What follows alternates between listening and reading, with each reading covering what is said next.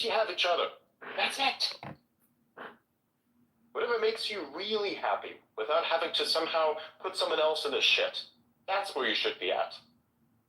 I don't see that from people who violate their own principles every single week and then try to pray away the consequence. You can't cheat the divine. That's not how this fucking works. Because things are merciful does not mean you get to get away with fucking crimes. That's not how this works. I love their excuse. It's between me and God. Whenever you told them. It's something I've thought about a lot, because like many religions do have this idea that you have to like sacrifice, but like even freaking Jesus decided to go like according to like those ideas like through hell and then back. And if you're not willing to do that to redeem yourself, then you're not following his path. Like that's the old Catholic and Orthodox view. Like Jesus literally went to hell. He died and spent 3 days in hell, and then he fought his way back, like literally wrestling with demons. And if you're not willing to do that to redeem yourself, you're failing in the example of Christ. You can't just wish away the demons and skip hell. You have to go through under to come back up. I find that shows up in a few religions also, but like as a philosophy, like that's something that's very powerful that Americans just skip over and say, oh, you just go to church, you say prayers, and you're fine, you're forgiven. Also, yeah, but what did you do? Also, the churches have gotten significantly weaker too. You see a lot of churches like they're not reading certain parts of the Bible because they're like, oh, this is gonna offend some people that are gonna come in. They're just too scared of offending. They're too scared of practicing their religion, so they just have to cut out certain parts of it. Yeah, I mean, I like to say I'm like there's one of my favorite philosophers. What's his? He's a South American. Well, I don't remember his name. He's from Colombia, and he used to say, "Oh, I'm not Christian. I'm a pagan who believes in Jesus," which is like a funny, like it's this little way of saying like fuck these weaklings, basically. I like that phrase a lot, but like as a philosophy, it's like this is if you actually believe this is an example to follow, why are you on a cross or going to hell and coming back? Like, why are you just here pretending like your sins are forgiving and doing the same exact fucking thing week after week? What did you learn? What did you do? Did you change at all? If not, then this religion's worthless to you.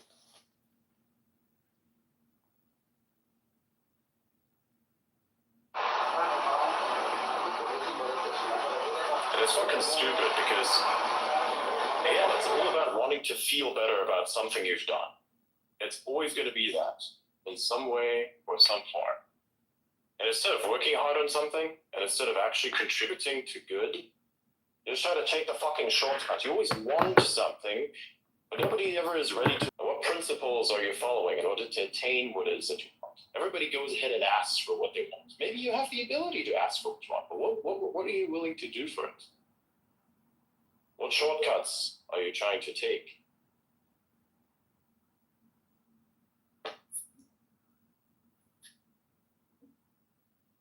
Hello, say fucking shit to me. I love that you got your Stoicism rant in, and you also got your Warhammer 4K or your plans measured in weeks, trees. That was pretty great. Absolutely. Some of your plans should be measured in centuries at some point. And hell, don't even have goals, because the plan's never going to work. Trust me, there's no such thing as a fucking plan. In a probabilistic universe where things that are deterministic are beyond your control, then basically the idea of a plan simply does not exist. You can set goals and say, okay, most likely we're going to achieve that goal. Say, for instance, set the goal, hey, I'm going to be on time on this day at this location. Wish me well, because I don't know that if I go in traffic, whether or not there's going to be a fucking traffic jam because some bitch ass decided, hey, let's go super fucking slow. Somebody tries to overtake it, is fucking impatient as hell, then has a frontal collision, then there's a traffic jam. Right? Something like that. You don't know whether or not that's going to happen today. Or somebody hits a horse, somebody hits a cow, somebody hits a deer, somebody hits a dog, somebody hits a cat. You don't fucking know this shit. It's a probabilistic universe, and the determinism is supposed to be you getting towards a certain goal. And having arrangements to say, oh, fuck, hey, something fucked happened on the road. There's a traffic jam. I'm not going to make it on time. Will you still be able to see me, say, in 2 hours? Or if we can't make it in 2 hours, in a day or 2 days? All that shit matters. Oh, and then fucking be on time. Jesus Christ, man. I fucking hate it when people aren't on time. I always leave early to be on time, but like there has been like a few cases sometime where I've like left like 14 minutes early and I'm still like 2 hours late because like the traffic was literally that fucking bad. Exactly. It's a very, very strange random universe. And you're in it. Everyone is in it. They all want to make their deterministic goal set for it. And your goal set competes or is in line with somebody else's. That's it. Someone once told me very black and perfect white. plan. It's very black and white. And there's a lot of blacks and a lot of white spots in something in this context that exists. It's like binaries, like a lot of ones and zeros that add up to something completely different than just the one or the zero itself. It's a beautiful thing. And then people will have to say, hey, you know, there's more than just black and white in the world, more than just one and zero. Actually, there's not. It's a very binary universe. It's a very it is or it isn't type of thing. There's complexity to the is or isn't that expands beyond it. But it's always between either you do shit or you do jack shit. That's it. That's your fucking choice. Do jack shit or do shit. Your fucking choice to make. And whatever that choice leads up to, that's your tree to follow. That's how it all fucking works out. Someone once told me, and never, like, I don't want to hear from anyone ever again in my fucking life that there's a gray area, because there's really no fucking grays at all. There's no such thing. It's just complexity that people look at, and they can't understand what that complexity is. They can't separate the zeros from each other, so they just say, oh, fuck it, it's just a bunch of ones and zeros that are now this fucking gray. There is no gray. There is your principles, and then there's your decisions. These are very opposite things, but they both have a... It's a very binary, but somewhat of an infinite tree of possibilities. It's very strange. It's a fractal. It's massive.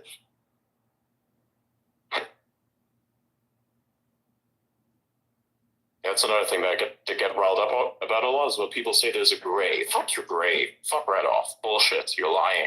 You're lying to yourself, and worst of all, you're trying to lie to me. Fuck off. There's no gray. There either is something or there is jack shit. And there either is something you can't see that is influencing you or there is not. All kinds of stuff.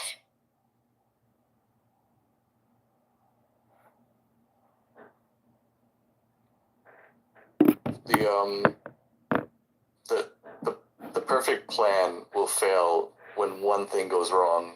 The perfect principle will adapt to anything that goes wrong. That's something I was taught years ago by someone. Black and white.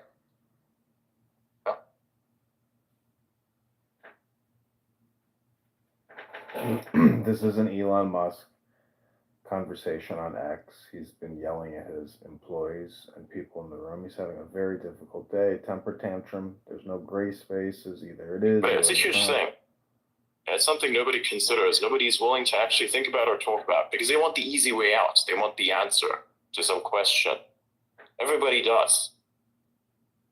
Maybe even the people that don't think they do sometimes do in some way. But they pick a problem that's bigger than all the other problems and make that their primary goal. Because they know that that problem is so big that by the time they solve it, they don't even give a fuck anymore about anything.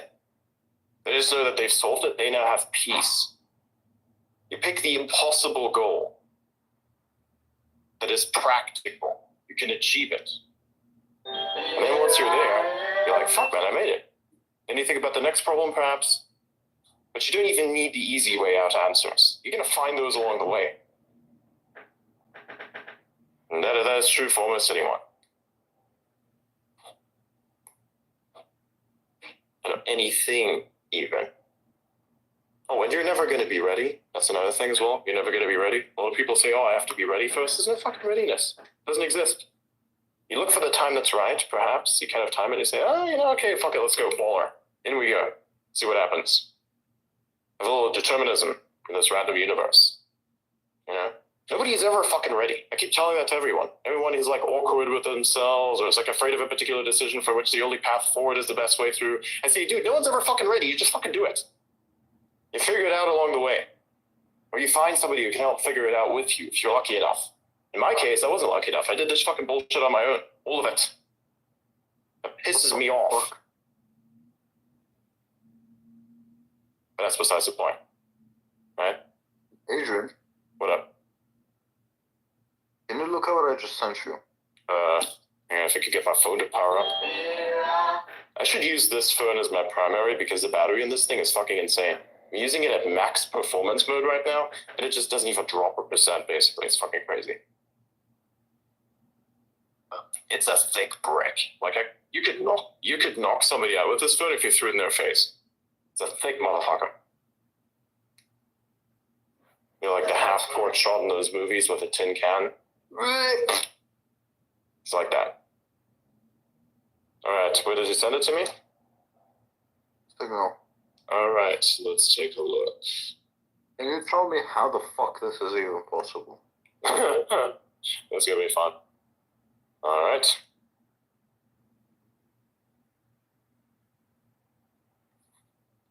Okay, let's take a look. Oh, yeah. About that, yes. Yeah. I'm asking myself that question as well. And I'm trying to figure out what that means. Now that person is basically 2 times the size of my account, so that's one factor. Another factor would be the frequency and the stuff said, the nature of the responses, and the number of them. Okay, but, like, I don't think the fact that they're twice your size, I don't think it would make anywhere close to that. Yeah, it would. Would you? With those types of posts, easy would make like 10K, easy. I'm just not willing to do that. Are you talking about a certain Asian girl? Yeah. Alright, I just guessed.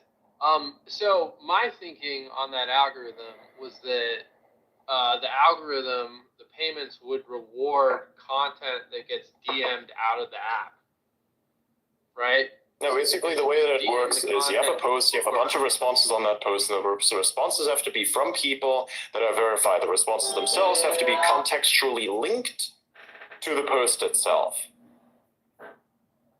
Now you can define whatever that is for you. If you say have unrelated, and you can define this as something, unrelated responses, then it's not going to count towards any shit. It's going to be fucking stupid. It's not going to have anything to do with anything. But realistically, it's all about the number of replies you get, the activity you put into the app, and that's about it.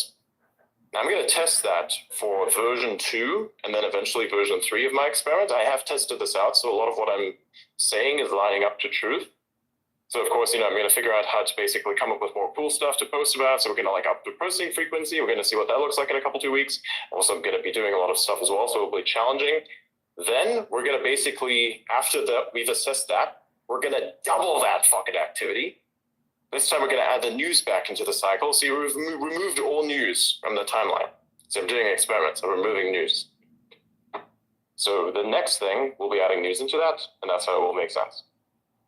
At this moment, I'm the only one who's actually making experiments and getting enough insight for it to actually scale. Oh, also rage bait is not going to work. It kind of works a little bit, but it depends.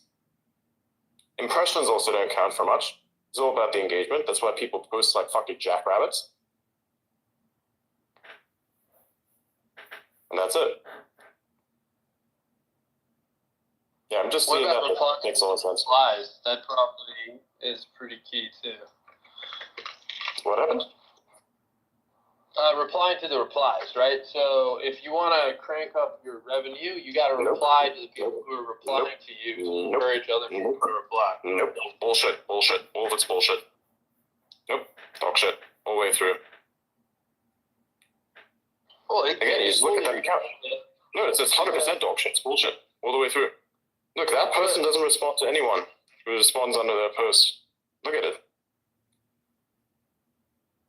Yeah, but obviously, if you reply to, people want to talk to high follower accounts. And so if you, reply to your replies, you're encouraging other people to reply, which then feeds into the algorithm.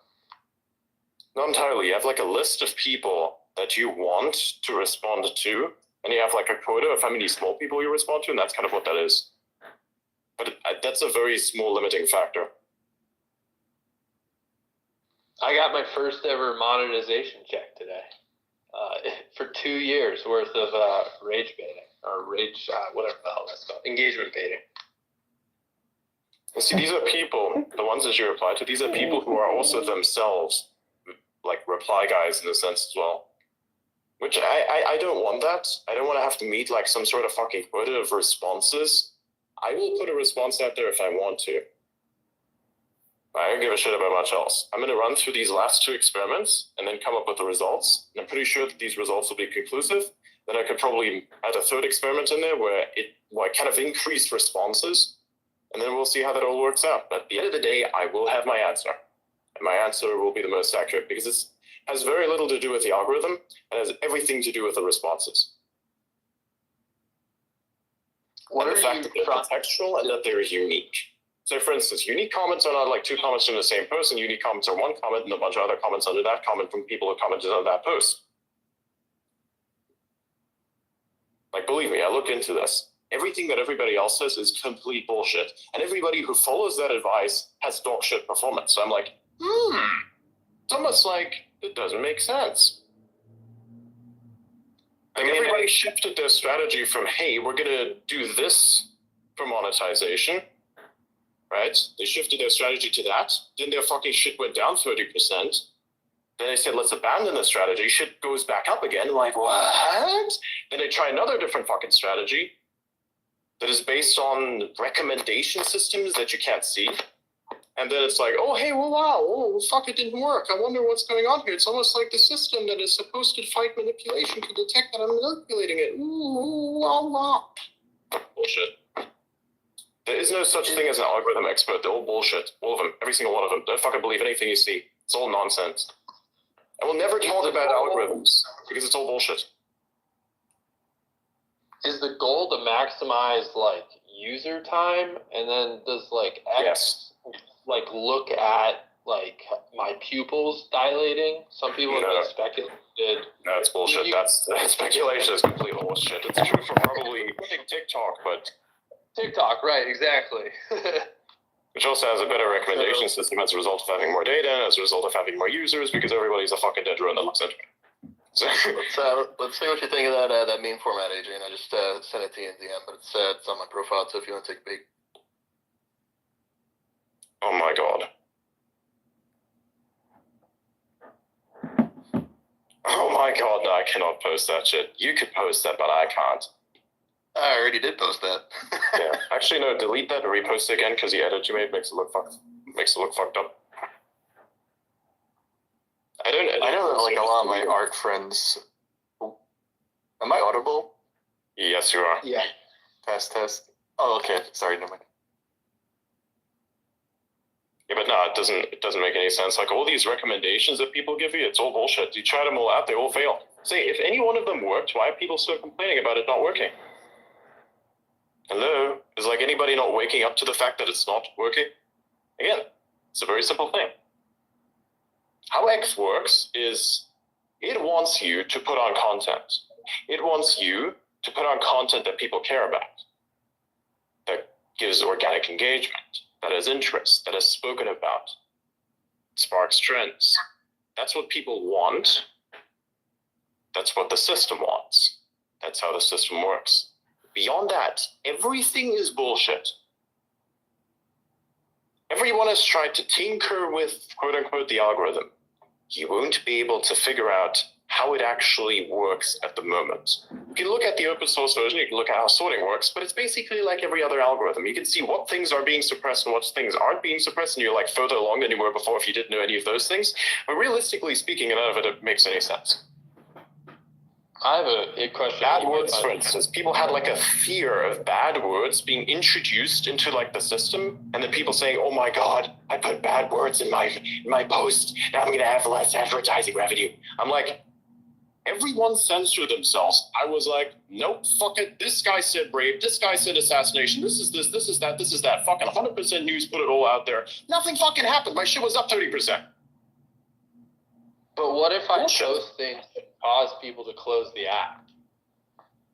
Well, Like, obviously that's going to be bad for your post and therefore bad overall. Anything that like minimizes the amount of attention you get on your account obviously keeps less people bound to it, because whenever you're like having an engagement on any particular, why am I explaining this to everyone? I thought everyone's aware of this. This is like you're using the fucking app. You should know this by now. Very simple thing. Let me break it down for everyone. There should be no question about it because everything else is bullshit. I don't have any patience to adjust whatever fucking bullshit theories people have in their heads. They're all fucking wrong. You have a post. You put it out there. People engage on it. That engagement needs to be unique, as in not repetitive and not spammy.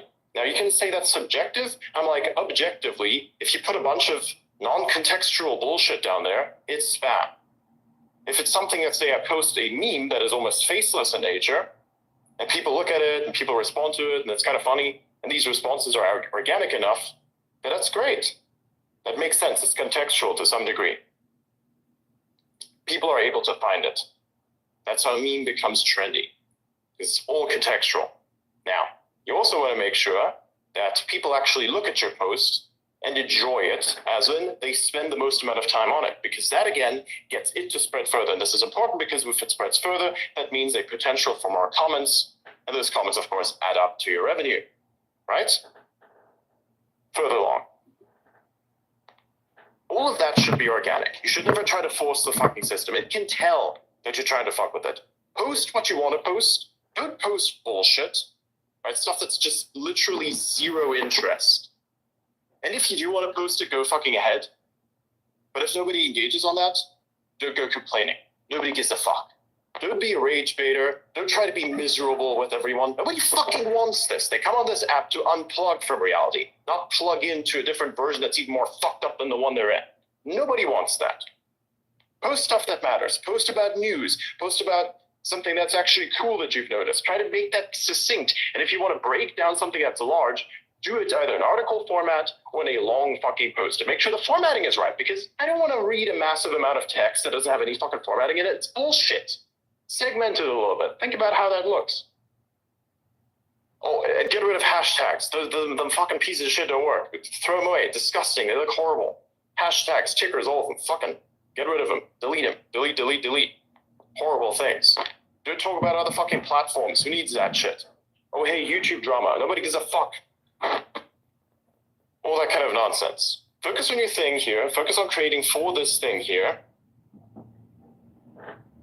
And try to expand on that. It's a very simple concept. And also no outlinks.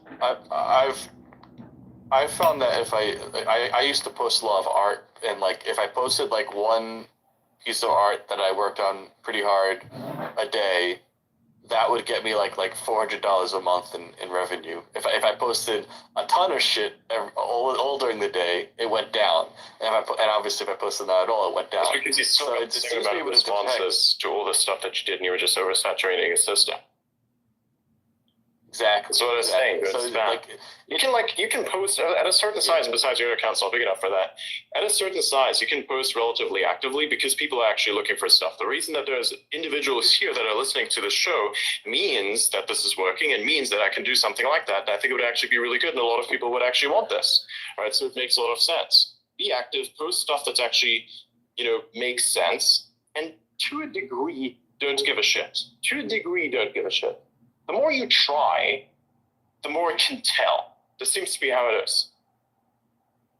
It's a very simple fucking concept. Don't try to engineer the system. Post for the sake of posting, not for the sake of making money.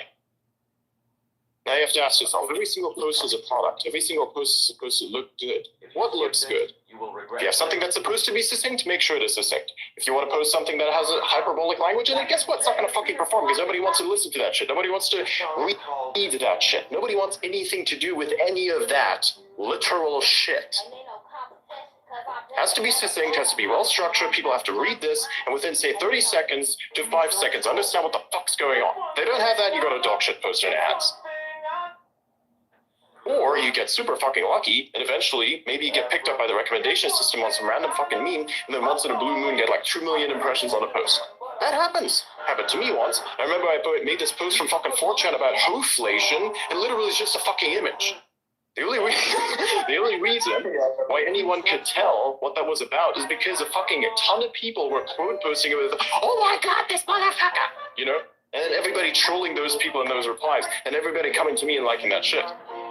Or when the Yusuf thing came out, the John Wick, Turkish John Wick, you know, all that kind of shit. Maybe you get lucky on that, but that's a once in a blue moon event.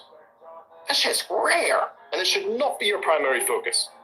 Your primary focus should be to entertain the people that are here. That is also why I show up to the show every single day. Sometimes I don't want to show up. You know, sometimes I really don't want to deal with it. Sometimes I really just want to fucking relax and shit. But then when I'm in the zone, I just become a different version of myself that I really fucking like. And it just, all the stuff that is interesting that can cause potential good changes comes out.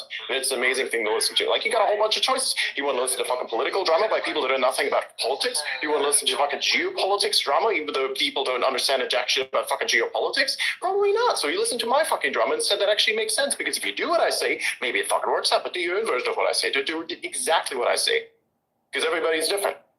What I can post, somebody else might not be able to post. What somebody else is able to post is something that I could not be able to post somehow. Like, some stuff out there that gets a shit ton of engagement is super politically motivated. I just don't want that. I don't want that. I don't post about that because I think it's just weird. I think it's just off. It's not something that I can identify with. I want to do something that's productive, not shit on people's either sides. I will shit on people still, like nobody's exempt from that, but I will do so in the live fucking space, because that's fine. And then people walk away from it, and it's like kind of funny for them. It's a bit of a hilarious thing to see what the creative mind comes up with to then creative shit on that person, and they should. You know, you should kind of shit on some people, and it's perfectly fine. And if they can't fucking take it, then you kind of proves your point.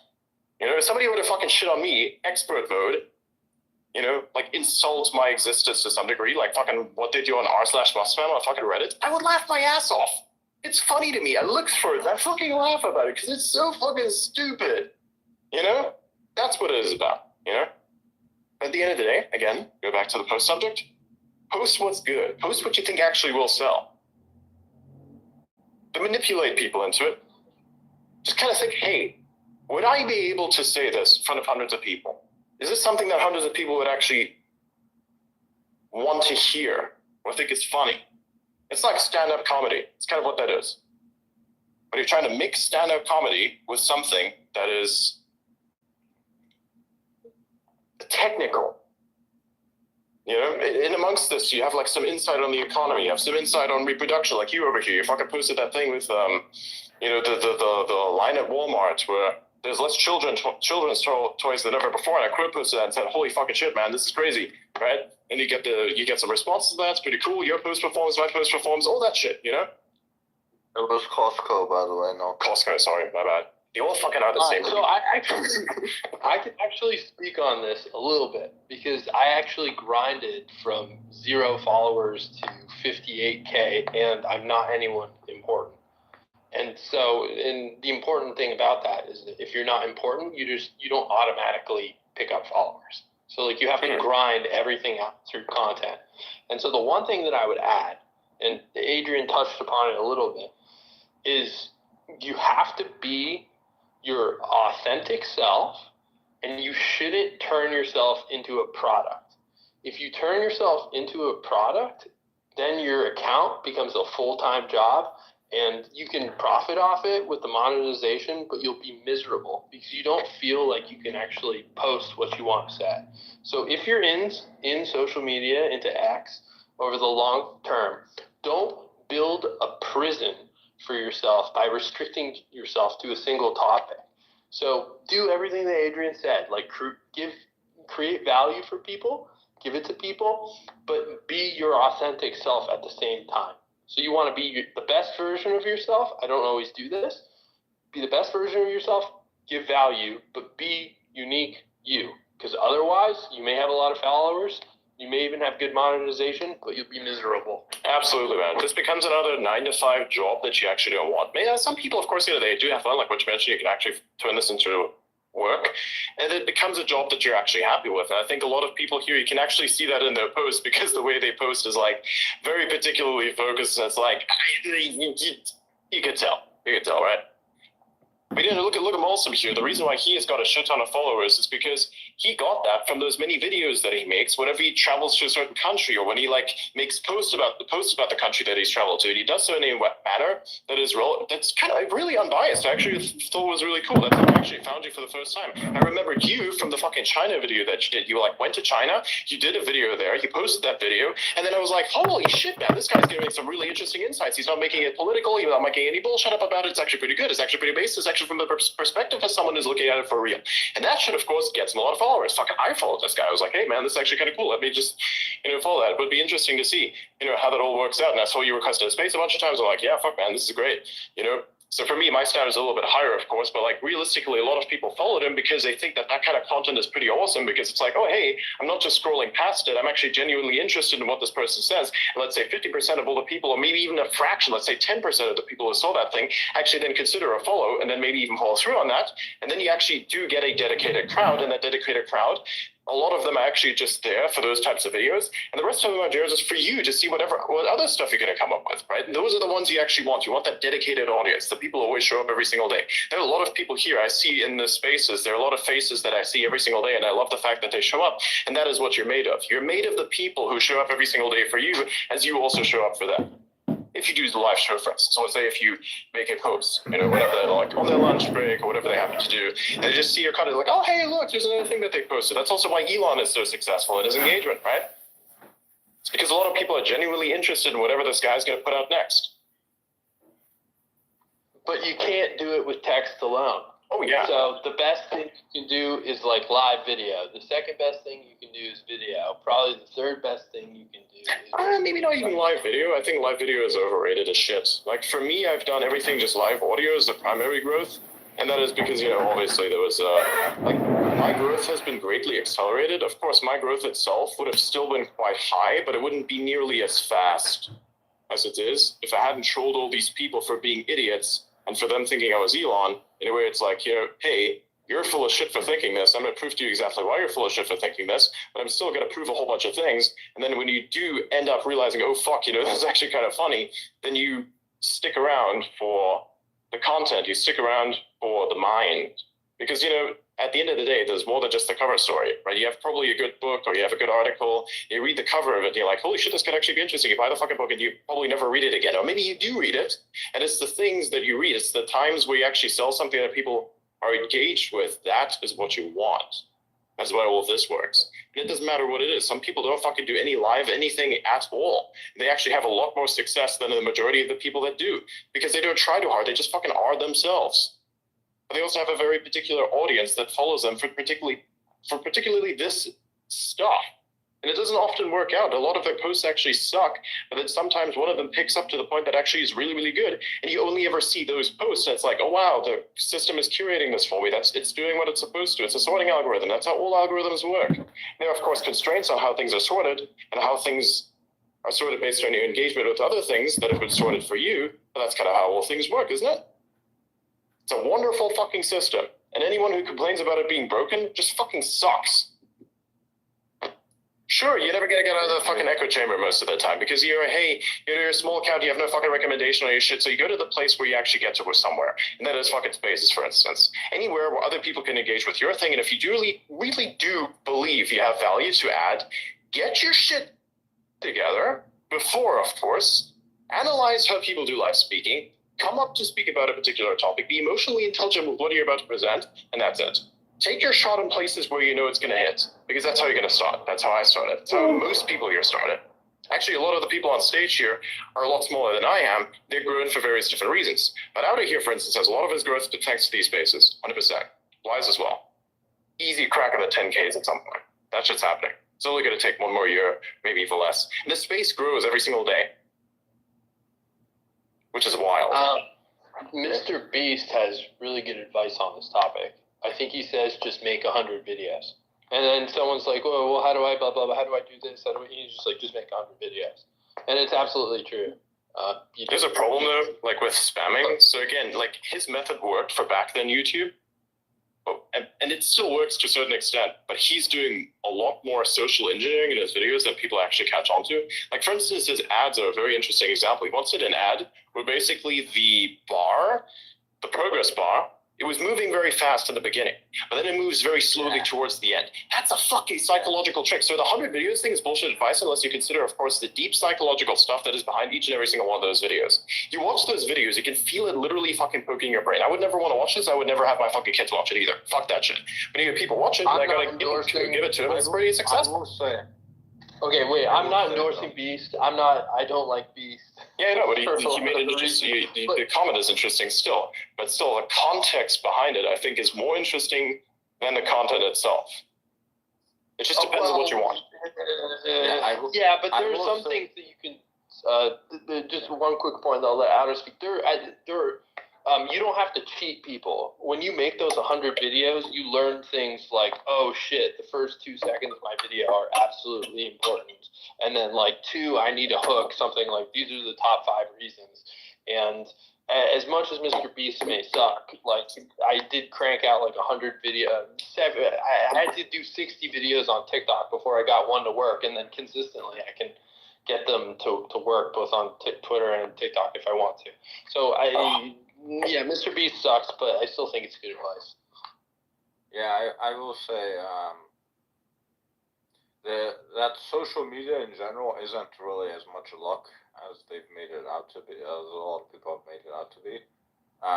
Like if you see people that know what they're doing typically manage to make like pretty successful channels when they've started from scratch as like experiment. Like several people have like shown that you can like start channels from scratch without like showing your own face or like tweeting it out anywhere, being like, this is my new account.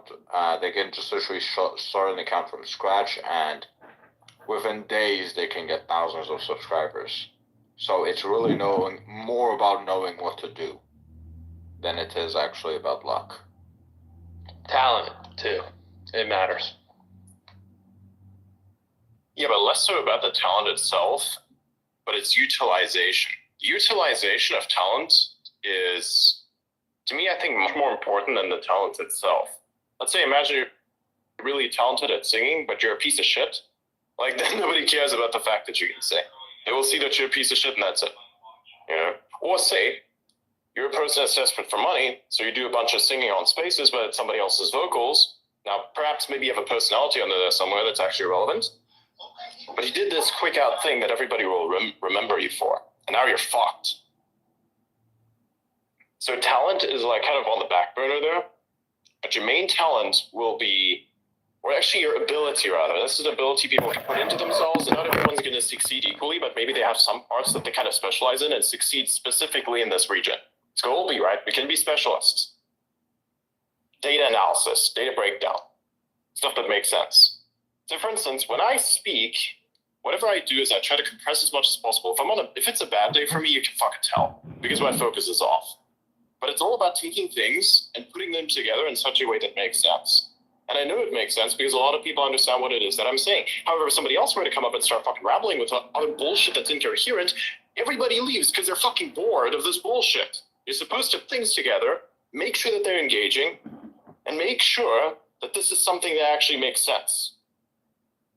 For instance, I can give you an example for how this stacks up into real life. You actually have to become a teacher of sorts. That's also how stand-up comedy works, by the way. Quite a lot of the time, it's like sensing the audience and what it is that you can give them and what it is that they already know, right? You gauge that, and then, of course, you deliver some context and you deliver the punchline. If the context was received, then the punchline hits and everybody laughs. You're a great stand-up comedian. However, it also depends on the crowd. Maybe they don't think that the fucking joke about the fat person is funny, right? You're in a liberal city. Nobody cares about that. Maybe they really do care if they're starting to become a little bit more, on the other side. But hey, that kind of stuff works. Some comedians, they joke about other things. They joke about, say, food, or they joke about politics, or they joke about specific social settings, all that kind of stuff. It's all about what your crowd is, right? That's also important. So it largely scales. But also it's about the teaching. I once taught a person, just for fun, I wanted to try it out. I was like in place, third world country, right? I randomly got into a conversation with somebody asking him some stuff. And I thought, you know what? This guy probably doesn't understand quite how money works. So I explained to him in 5 minutes the nature of money, where it comes from, what it used to be, what it is now, and how it works. This fucking dude's mind transformed. And he fucking got it. Educational system couldn't do for him in 5 years what I did for him in 5 minutes. That's fucking insane. That's the real talent. That's some fucking shit. Do you really understand enough in order to do that? That's what you should be after. It's the proper utilization of talent. I'm talking autistic as shit. But I was once watching a YouTube video about stacks and heaps, which is like a concept in computer science, computers, and the video explained it was 10 minutes long, and I was like, holy shit, this 10-minute video has explained these concepts better to me than my university did in several semesters.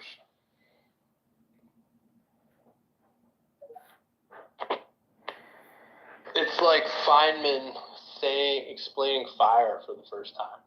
I won't be able to do it, but I'm sure Adrian knows it better than I do. An oxidizer, freedom, fire is freedom. It's very dangerous. It can fucking burn you, but it allows you to do things there. It's like energy projection, really. It's kind of cool. Releases trapped energy. You want me to harp on fire? I can do that too. It's quite easy, but it's also kind of fun. This is an example of data compression, right? Explaining what is fire, why is it important? There's a number of reasons. How it works. Yeah, how it works. Right. More than just something that's bright and warm, but literally what's going on from a first principles perspective. Dude, it's even cooler. You can look at it chemically, or I can look at it more generally. For instance, saying, oh, hey, let's take a piece of wood. What is it made out of? How did it got here? It took a plant to make this, but what did this plant do? It took nutrients of the earth, but the majority it took from the air. It took carbon dioxide, used the sun to fix the carbon dioxide into this amazing stuff, this fibrous cellulose-like stuff that's called wood, and somehow trapped the sun's energy in it. Now you can take that, and you add an oxidizer to it, which is probably other heat, or maybe even the sun itself if you had something like a lens viewer to project the sun's energy to a tiny little point. And now you're breaking down the timber, and it's releasing the carbon again, and some of it remains. That's incredible. It's a beautiful thing. You're releasing the sun's power again. This is also kind of what we're doing when we're burning coal. It's you take coal out of the earth, that is actually stored up carbon dioxide and solar energy to a certain extent, because that's what made the plants grow. That's where it came from, right? So it's like a battery. It's almost like a battery. But fire itself, even beyond that, it's kind of cool what you can do with it. Fire is freedom. Fire is this incredible fucking thing that has allowed humanity to do the most amazing stuff. It has moved the first mountains, engines, all this kind of stuff. It can clear a forest and make it a barren landscape with just one spark and a little bit of wind. It can help you turn this weird looking rock that you now crushed into a powder and mixed with some charcoal, and you heated it up, it turns it into a liquid. And you take the result of that, you cast it somehow, and you beat it down until it becomes a sword, and now you can wage advanced war. All that kind of stuff. It's very fucking fascinating. Also kind of pisses me off that Germany bans you from doing fire. Did you know it's fucking illegal in Germany to do fire? You cannot go into the forest, fucking collect some sticks and make a fire. You have to get a permit from the fucking city to make a barbecue. Oh, and you're limited as to how many barbecues you're allowed to have in a year. And where you're allowed to have them. Is Tesla able to get enough power at its plant in Berlin? At the moment, yes. But if the arsonists come around again, probably not. Oh, is that a thing? They try to light the plant on fire, Yeah, that's how the plant shut down before. A bunch of quote-unquote climate activists. I'm going to say quote-unquote climate activists because they were retarded enough to burn down the plant that is manufacturing electric vehicles that reduce emissions. If you're stupid enough to fucking do that, then you're not a climate activist, because clearly you don't understand what you're doing, because that's kind of stupid. Wouldn't it be fucking stupid that the thing you campaign for, which is electric vehicles, that you then take the thing that's manufacturing those electric vehicles and you somehow put it to a stop because of quote-unquote climate? Even though what they do causes less emissions, and what they produce reduces emissions overall. Like, wouldn't that be kind of stupid? It would, right? It would also kind of separate you from the concept of what you're trying to protect, which is the fucking climate. Like, I protect the fucking climate. That's why I like this kind of stuff, right? Obviously. Are you familiar with the conspiracy theory around Soviet Russia and nuclear power in Europe? What, that they made it seem more dangerous than it actually is? So they could sell oil and gas? Yeah. Don't know if true, but amusing. And you never It know. is interesting because everybody thinks, oh my god, like whenever somebody says, hey, nuclear power, Chernobyl. No. No.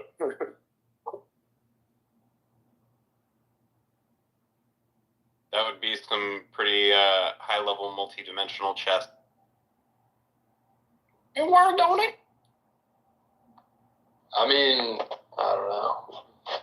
It's possible. It doesn't seem like it doesn't seem actually that expensive to market people into having a new ideology and then enforcing that ideology on others in a way such that you have like one ringleader who's like, guys, we're going to go start a fire at the Tesla plant. And then the other people are like, we got to do it too because we're all part of this like socially cohesive unit. And I don't want to be judged if I don't do it. And I feel like I'm part of a group, things like that. Absolutely. Agent provocateurs are a time-honored deep state tradition. I would not ignore the possibility of that at all. And that is especially common, actually, in environmentalist movements. Like, even the FBI does that shit.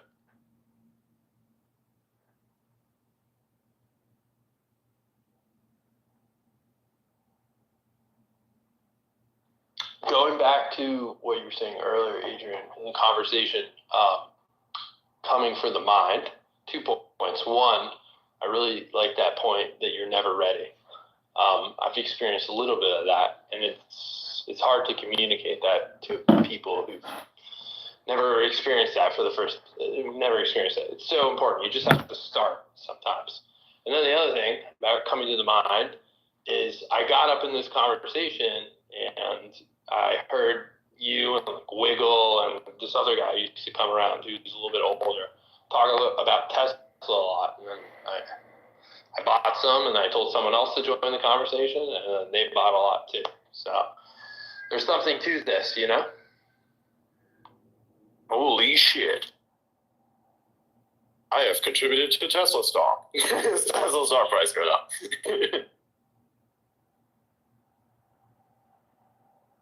The minimal, of course, but yeah. I'm kind of thinking of bringing back the Tesla Weekly stuff as well. But yeah.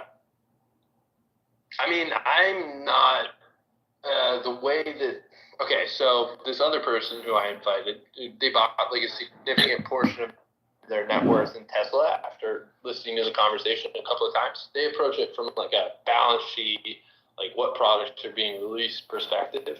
My theory on stocks is you just find someone who's like really, really good at shit and seems honest, and then you invest in financials. And yeah.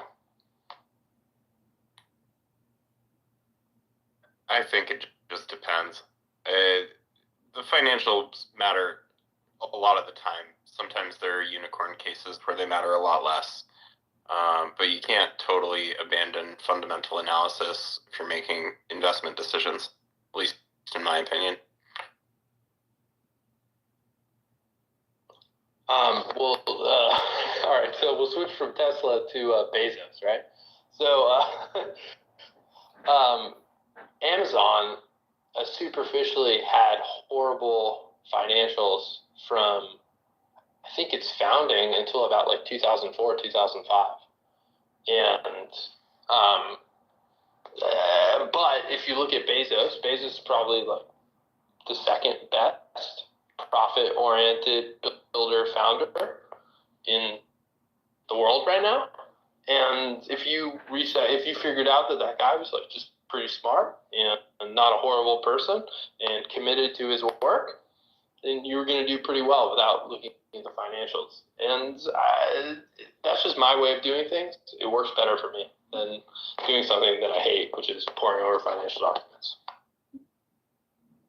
I mean, I do agree with you that there are cases where bad financials still produce good results in the long run. And I think what's important in those cases, though, is looking at how money is actually being spent. Like, just because you're not turning a profit doesn't mean that you're operating your business poorly. And if the money is being spent well, particularly in ways that are likely to generate future revenue, like bad financials can almost be a good thing, right? Like, you want companies that use their capital productively instead of just sitting on it. So yeah, point well decision, I guess. So here's my thought, right? Like, so obviously the financials matter and the fundamentals of the business matter, but you're never going to be able to master those things better than the person who's running that business. So as a proxy, you can just kind of figure out, like, oh, is this guy good or not? And if you reach the conclusion with a high degree of confidence that they are, one, capable, two, honest, you can just skip all the financial stuff because they're going to know it better than you anyways. And so the financials are only useful insofar as the financials and the business operations are only useful insofar as it tells you about the person who's running the business. I definitely agree with you there. And like, a good example I can give you is I bought GameStop stock when I found out Ryan Cohen bought it back in like November, early December of 2020. And I bought it because I know that he's done a great job with his businesses and that he's got a reputation as just being a super straight shooter who turns, companies into pretty big successes. And so I was like, sure, why not? And that ended up being one of the better financial decisions, that I've made in my time investing. And it was based purely on a person that I trusted and bad company financials at the time, right? Like, you had to buy into this story about all the shorting that was happening, which turned out to be true. But it wasn't something that you could just like look at their balance sheet and say like, oh yes, easy buy. Well, so the beautiful thing about that is, did you spend a lot of time in making that decision? No, I didn't. I was saying, it's a case study that shows that you're right. Like, sometimes that is the right thing to do.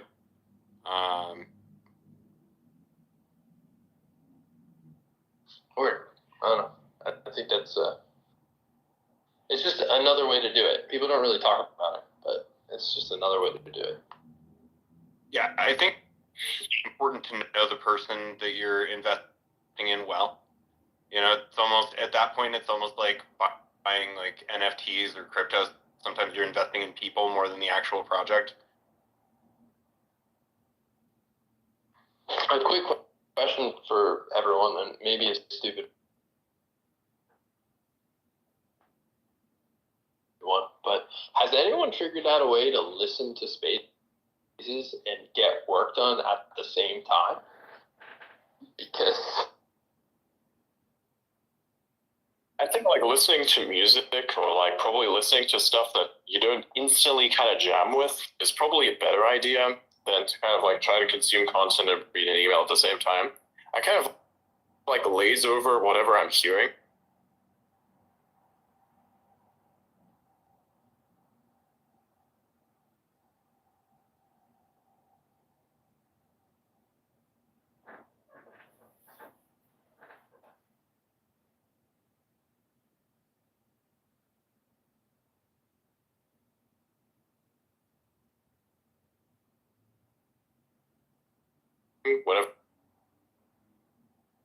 Whenever I focus on something, the rest of the world just becomes kind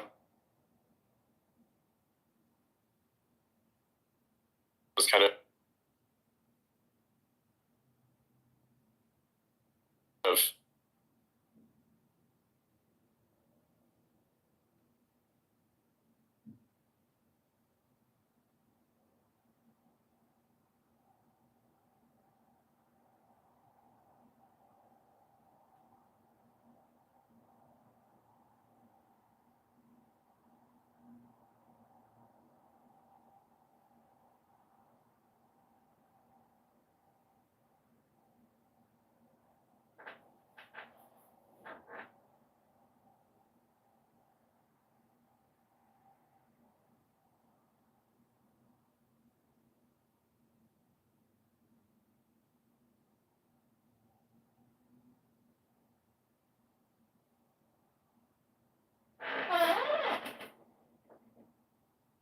You kick me from the room.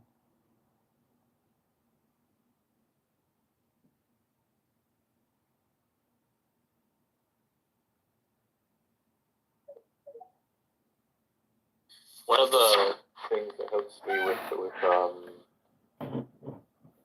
being able to multitask is that you kind of like need to like set periods of time to like clear your thoughts out. Or there's either journaling or music to like kind of like get rid of it, and then once that collection of tasks is categorized into like your brain, you can like set a that's like opening a new tab in your brain basically.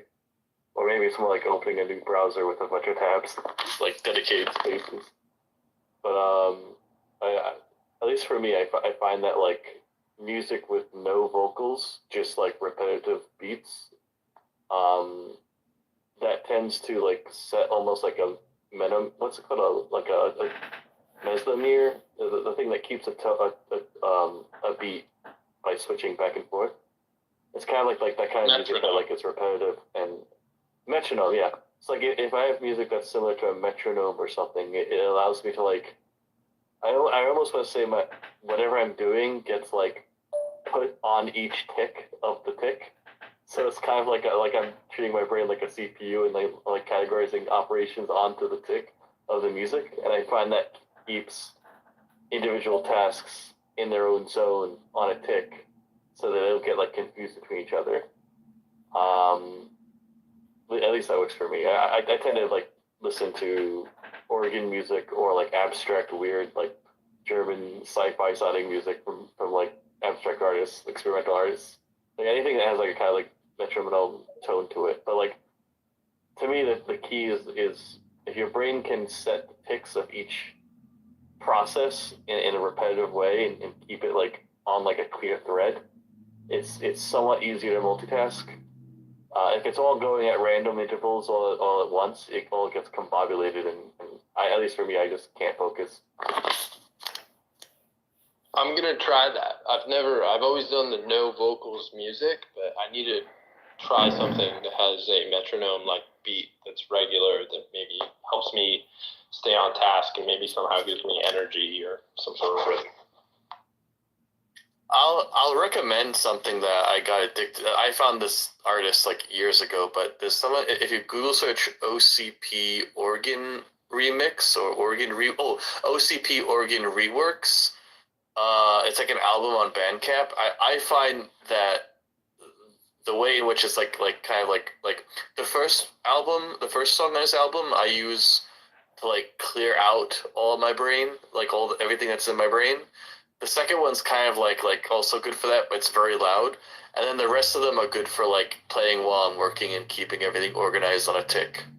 I'll usually listen to the first one to like go to bed faster. I try to create like almost like a Pavlovian response to certain music that is like gentle, and my brain will just know it's time to go to sleep because it's I've trained it to like hear that sound and go to sleep. When I was a teenager, I actually used Half-Life 2 soundtrack for that. The abstract music in Half-Life 2 was really good for that. There's one thing that's even more effective than this, and it's like nothing. Literally listening to nothing. Like I have the sneaking suspicion that a lot of the stuff you're trying to listen to focus or something, it's just not doing it. And like the best thing to do is just absolutely nothing. Have nothing. Like just listen to nothing. Except the environment around you. Say, for instance, I had to learn how to work a particular type of machine. And what was I doing? I was standing there looking at what the person was doing. I was not listening to anything. I was locked in, looking at what the person was doing. And now I am maintaining that exact machine better than the person who told me. I don't listen to anything while I do that. Actually, if I listen to anything while I'm doing that, my performance goes down. So listen to nothing. Personal recommendation, listen to absolutely fucking nothing. Even when I'm like doing anything on my computer, I just want to listen to anything. I just fucking turn everything down. Maybe like if you're doing repetitive tasks that's fucking annoying as shit, like washing the dishes, for instance, or doing stuff that's very repetitive, like hanging the laundry or something like that, you probably want to have something on in the background. Or you're about to paint or something that's like long, strenuous, and extremely repetitive and that has no detail in it. Okay, yeah, cool. Well, yes. But something which requires actual focus, requires you to just hear absolutely nothing whatsoever. Perhaps maybe you exist in a noisy environment. maybe try to power through that. And if you can't, just fucking do nothing. Just literally listen to nothing. Suck yourself out of that entirely and listen to nothing. It is a lot better.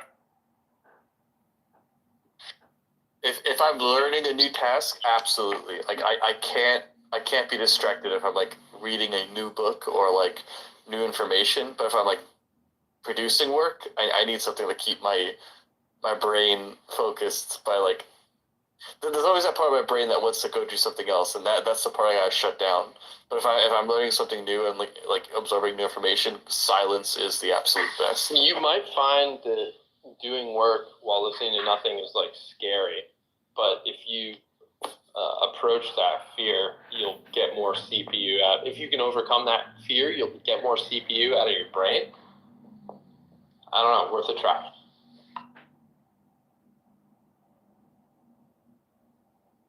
I understand that I just contradicted myself here by saying that like music without words is really great, but now that I think about it, the few times where I've worked silently, it's like it's almost frightening in a way because it's just like you and your thoughts. You can't look at your phone.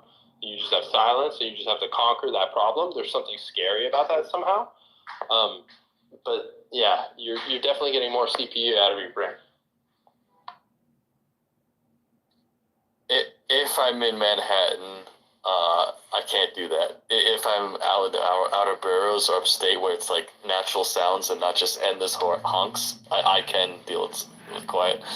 I just have the problem where like occasionally I'll get like bouts of tinnitus, and in that case silence is impossible. So the vocalist music is more so to drown out the tinnitus. But like it comes and goes. I don't really know what causes it, but like I'll get it for an hour and then it goes away.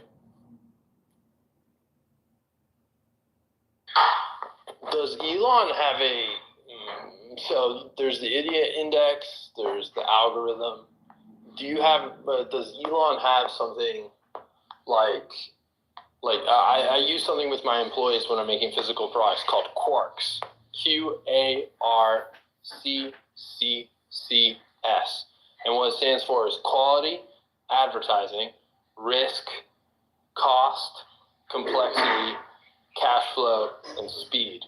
And so it's a mnemonic that allows you to compare two things very fast. So an example, if you're doing a SpaceX rocket, Q, quality. How far up is this rocket going to go? Or are we going to be able to catch it? A, advertising. Can I buy this rocket from Russia? Or will that purchase look really bad? Risk.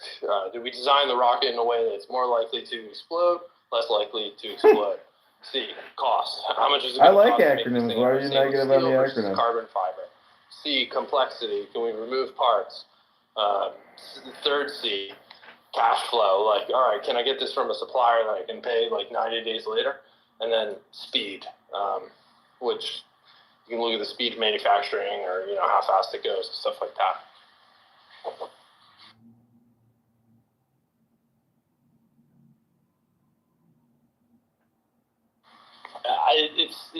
So basically it's a very effective way to like compare vendors or potentially different materials or different ways of doing things. It's just very fast. And you don't miss anything. It's a great checklist.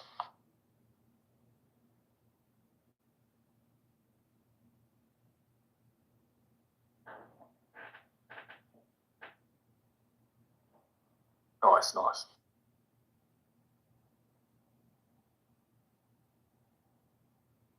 All right, I'll keep going. So there was Adrian was talking about how he explained the concept of money to someone as an experiment. I recently explained how to use periods to someone that I was working with because they just didn't know how to do it, and somehow they'd gone all the way through high school, maybe not all the way through high school, but without learning how to like properly write.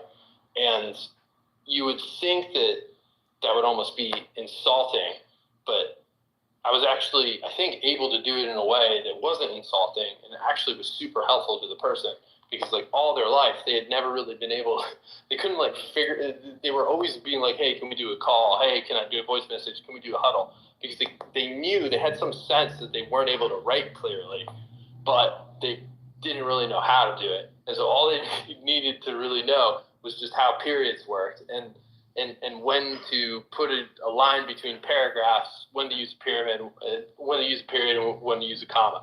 And so there's something like kind of amazing about that you can just teach people, and then you get like huge efficiency gains out of them, which is good. And also you help them, which is a great feeling.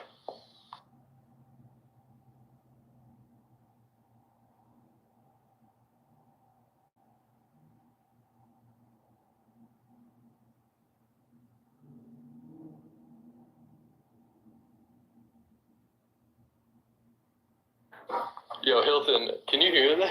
Just send me a text message. I don't know if my space is. I'm listening. I'm just going here. I can hear you. I like it. Go Well, on. I don't know. I'm constantly looking for efficiency gains, and because I want to just like get more things done. And when you hire people, you start to become a teacher, and you're constantly changing how you do things based on what other people say is effective, and like the books you read and just experimentation. And it's very fascinating because when you're running a company, you have all these different people who have different perspectives. Some people will be like, oh, you need to meet with all of your people one-on-one weekly. And then other people say, like, you absolutely can't do that. Some people will say the maximum number of people that you can manage is 7. Then Jensen Huang from NVIDIA will be like, I do no one-on-ones, and I have 60 direct reports.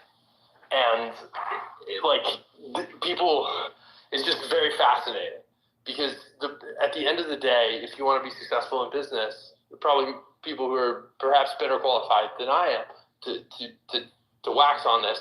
But in order to be successful in business, like you have to master, maybe that's not the best word, but you really need to get the best out of people. And you're constantly iterating on a process to get the best out of people that fits your own personality. And it's really hard, and it's probably the most challenging thing in business. And so I'm just always interested in how people do things and what works for them and what doesn't work for them and why.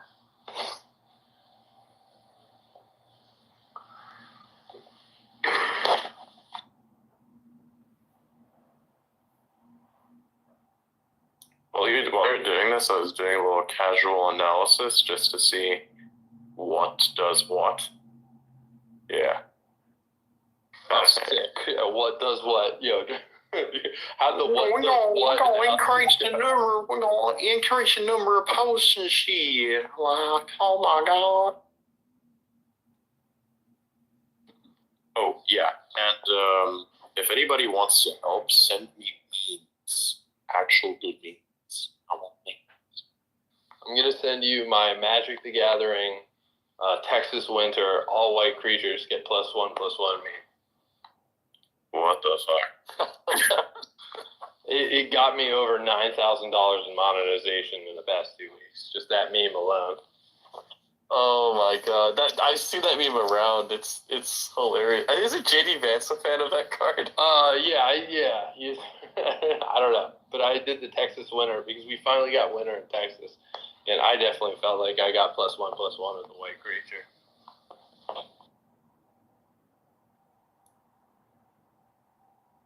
You gotta start doing Yu-Gi-Oh cards. I've been wanting to like use AI to like do voiceovers of the debates as Yu-Gi-Oh debates, and I don't know, recommend what would Trump and Kamala play as Yu-Gi-Oh cards, battling for the soul of America to the Shadow Zone. Trump needs to be a playable character in Super Smash Brothers. That is my only political position. Be great.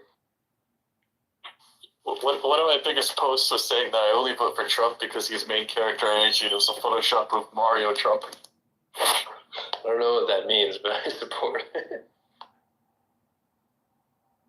It was like a Mario character. I'll post it in the comments. I'm too old for Yu-Gi-Oh! I'm just a Magic the Gathering guy. And then Hearthstone later. Skip the whole year. Oh, nice. I play Hearthstone too, yeah. And Magic a bit. I like old school Magic though. I'm dropping that Texas Winter meme into the memes Discord. There we go. Nice. Whatever the memes, the channel there is supposed for good stuff years ago. What if Russian Mario?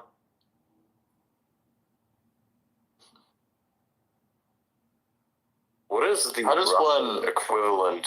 What is the Russian equivalent of the name Mario?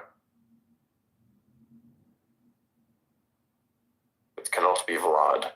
No fucking way. This sounds Eastern European Balkan, but Marius, like Marius. Marius? Yeah. Okay. My name Marius, and I'm going to fuck up some turtles. It's me, Marius. It's me, Marius.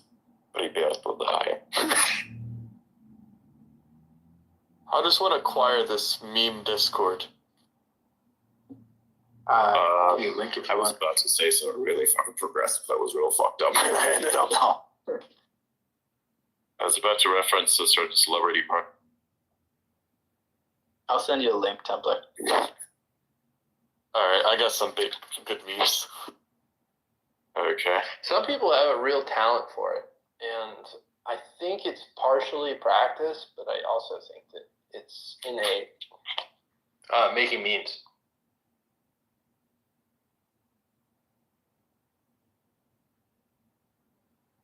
Someone posted a meme about autism in the meme channel. And Adrian, I don't think you're autistic.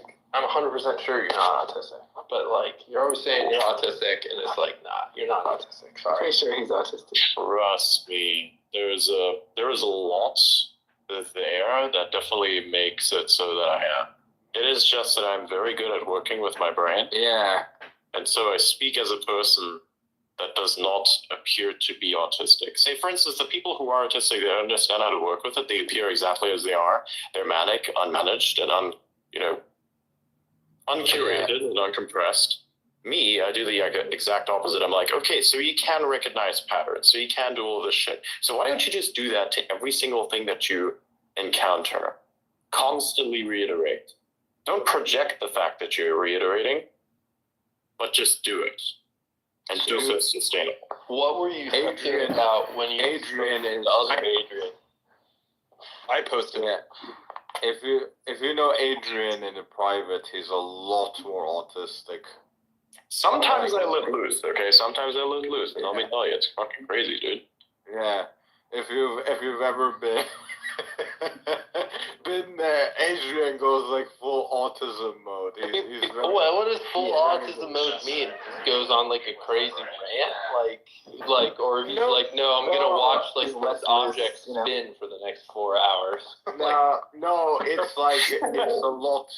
It's a lot. I don't even know how to explain what it's a lot. Yeah. I'm also an autistic person, and I see some things that I see in myself sometimes in Adrian, even on spaces, like the verbal stimming, like going to doing like certain voices or saying certain things over and over again is like kind of like a comfort, but also just like as a filling the gap sort of thing sometimes.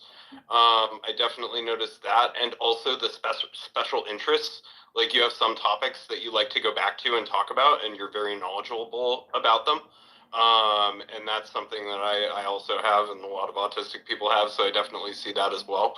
But I can also identify with what you said about like when you're a socially competent autistic person, people will swear up and down that you are not, and then you like live the life of not being able to interact with people and systems the same way that everybody else does, and having to go about things a little bit differently because of the way your brain works. Yeah. And it's so frustrating. So we've talked to Adrian about this. It's like we're very bad at like social cues. So we've literally had to just pattern recognize. We've had to just pattern recognize what people react to, like what situations, and it's literally entirely based off like pattern recognition that we're able to like. But that's how everyone does social cues. Not really. Like the majority is so instinctive. Autistic. Well, okay, so you think so? Sorry, go ahead. Like a lot of it is very instinctive. It's very intuition based, but it's less so intuitive than it is just an instinct.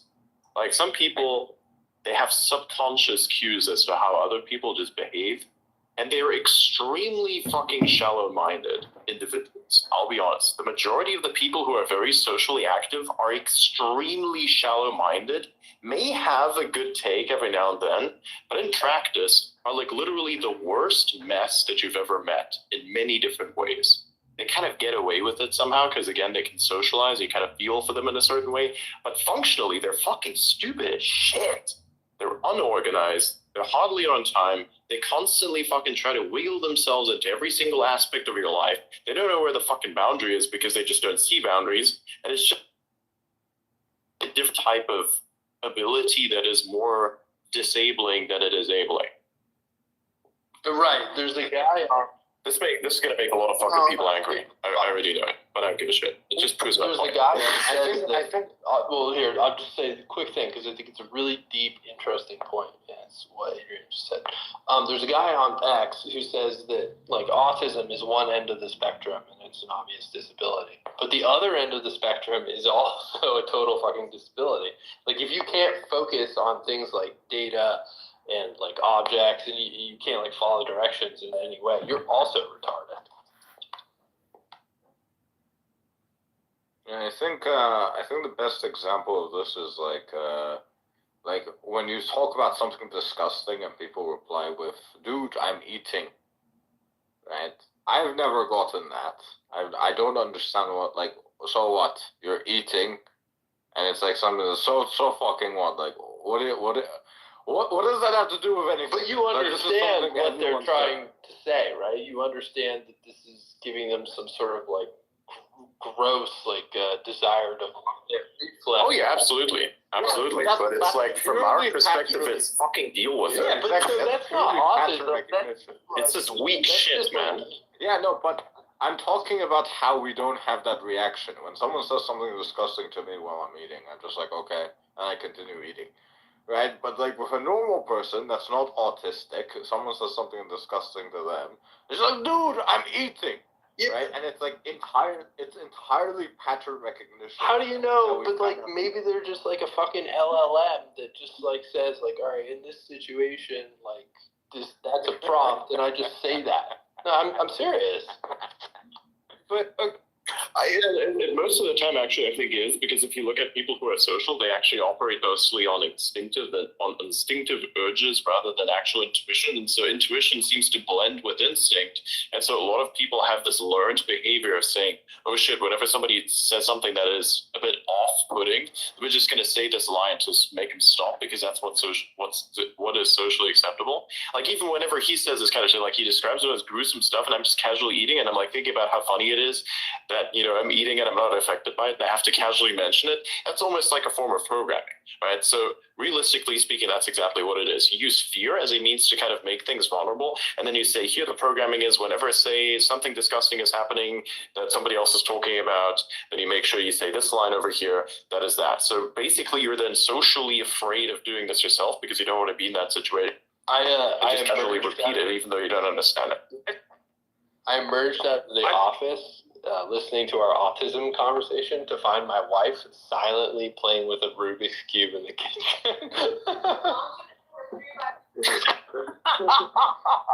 She's playing with a 4x4 Rubik's Cube. This is so like actually what happened. I have a way to kind of look at it that might help explain. So, like, as autistic people, we're dealing with a lot of sensory discomfort on a very regular basis. Other people are often the cause of that sensory discomfort. So there are a few things going on there. One, we develop a lot of desensitization to it, so we don't become uncomfortable ourselves necessarily in the same situations that other people are.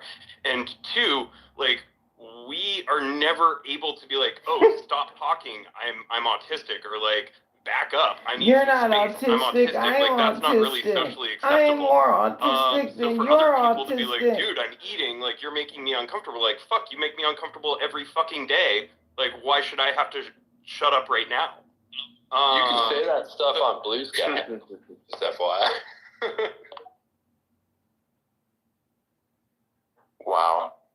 louder. That's a message for you. Wait, what? You gotta post on You're complaining about how I'm making you uncomfortable. You make me uncomfortable every single fucking day. I'm autistic as shit.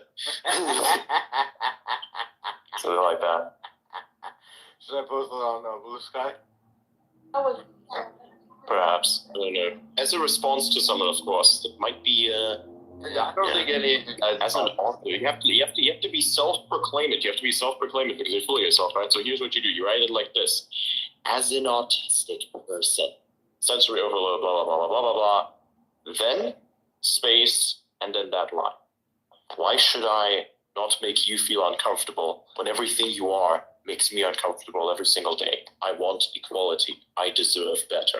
Just fucking write this ripping shit. It's gonna be fucking Ask awful. everyone to not reply to your post on Blue Sky because it triggers your autism, and that you're just on Blue Sky to be by yourself.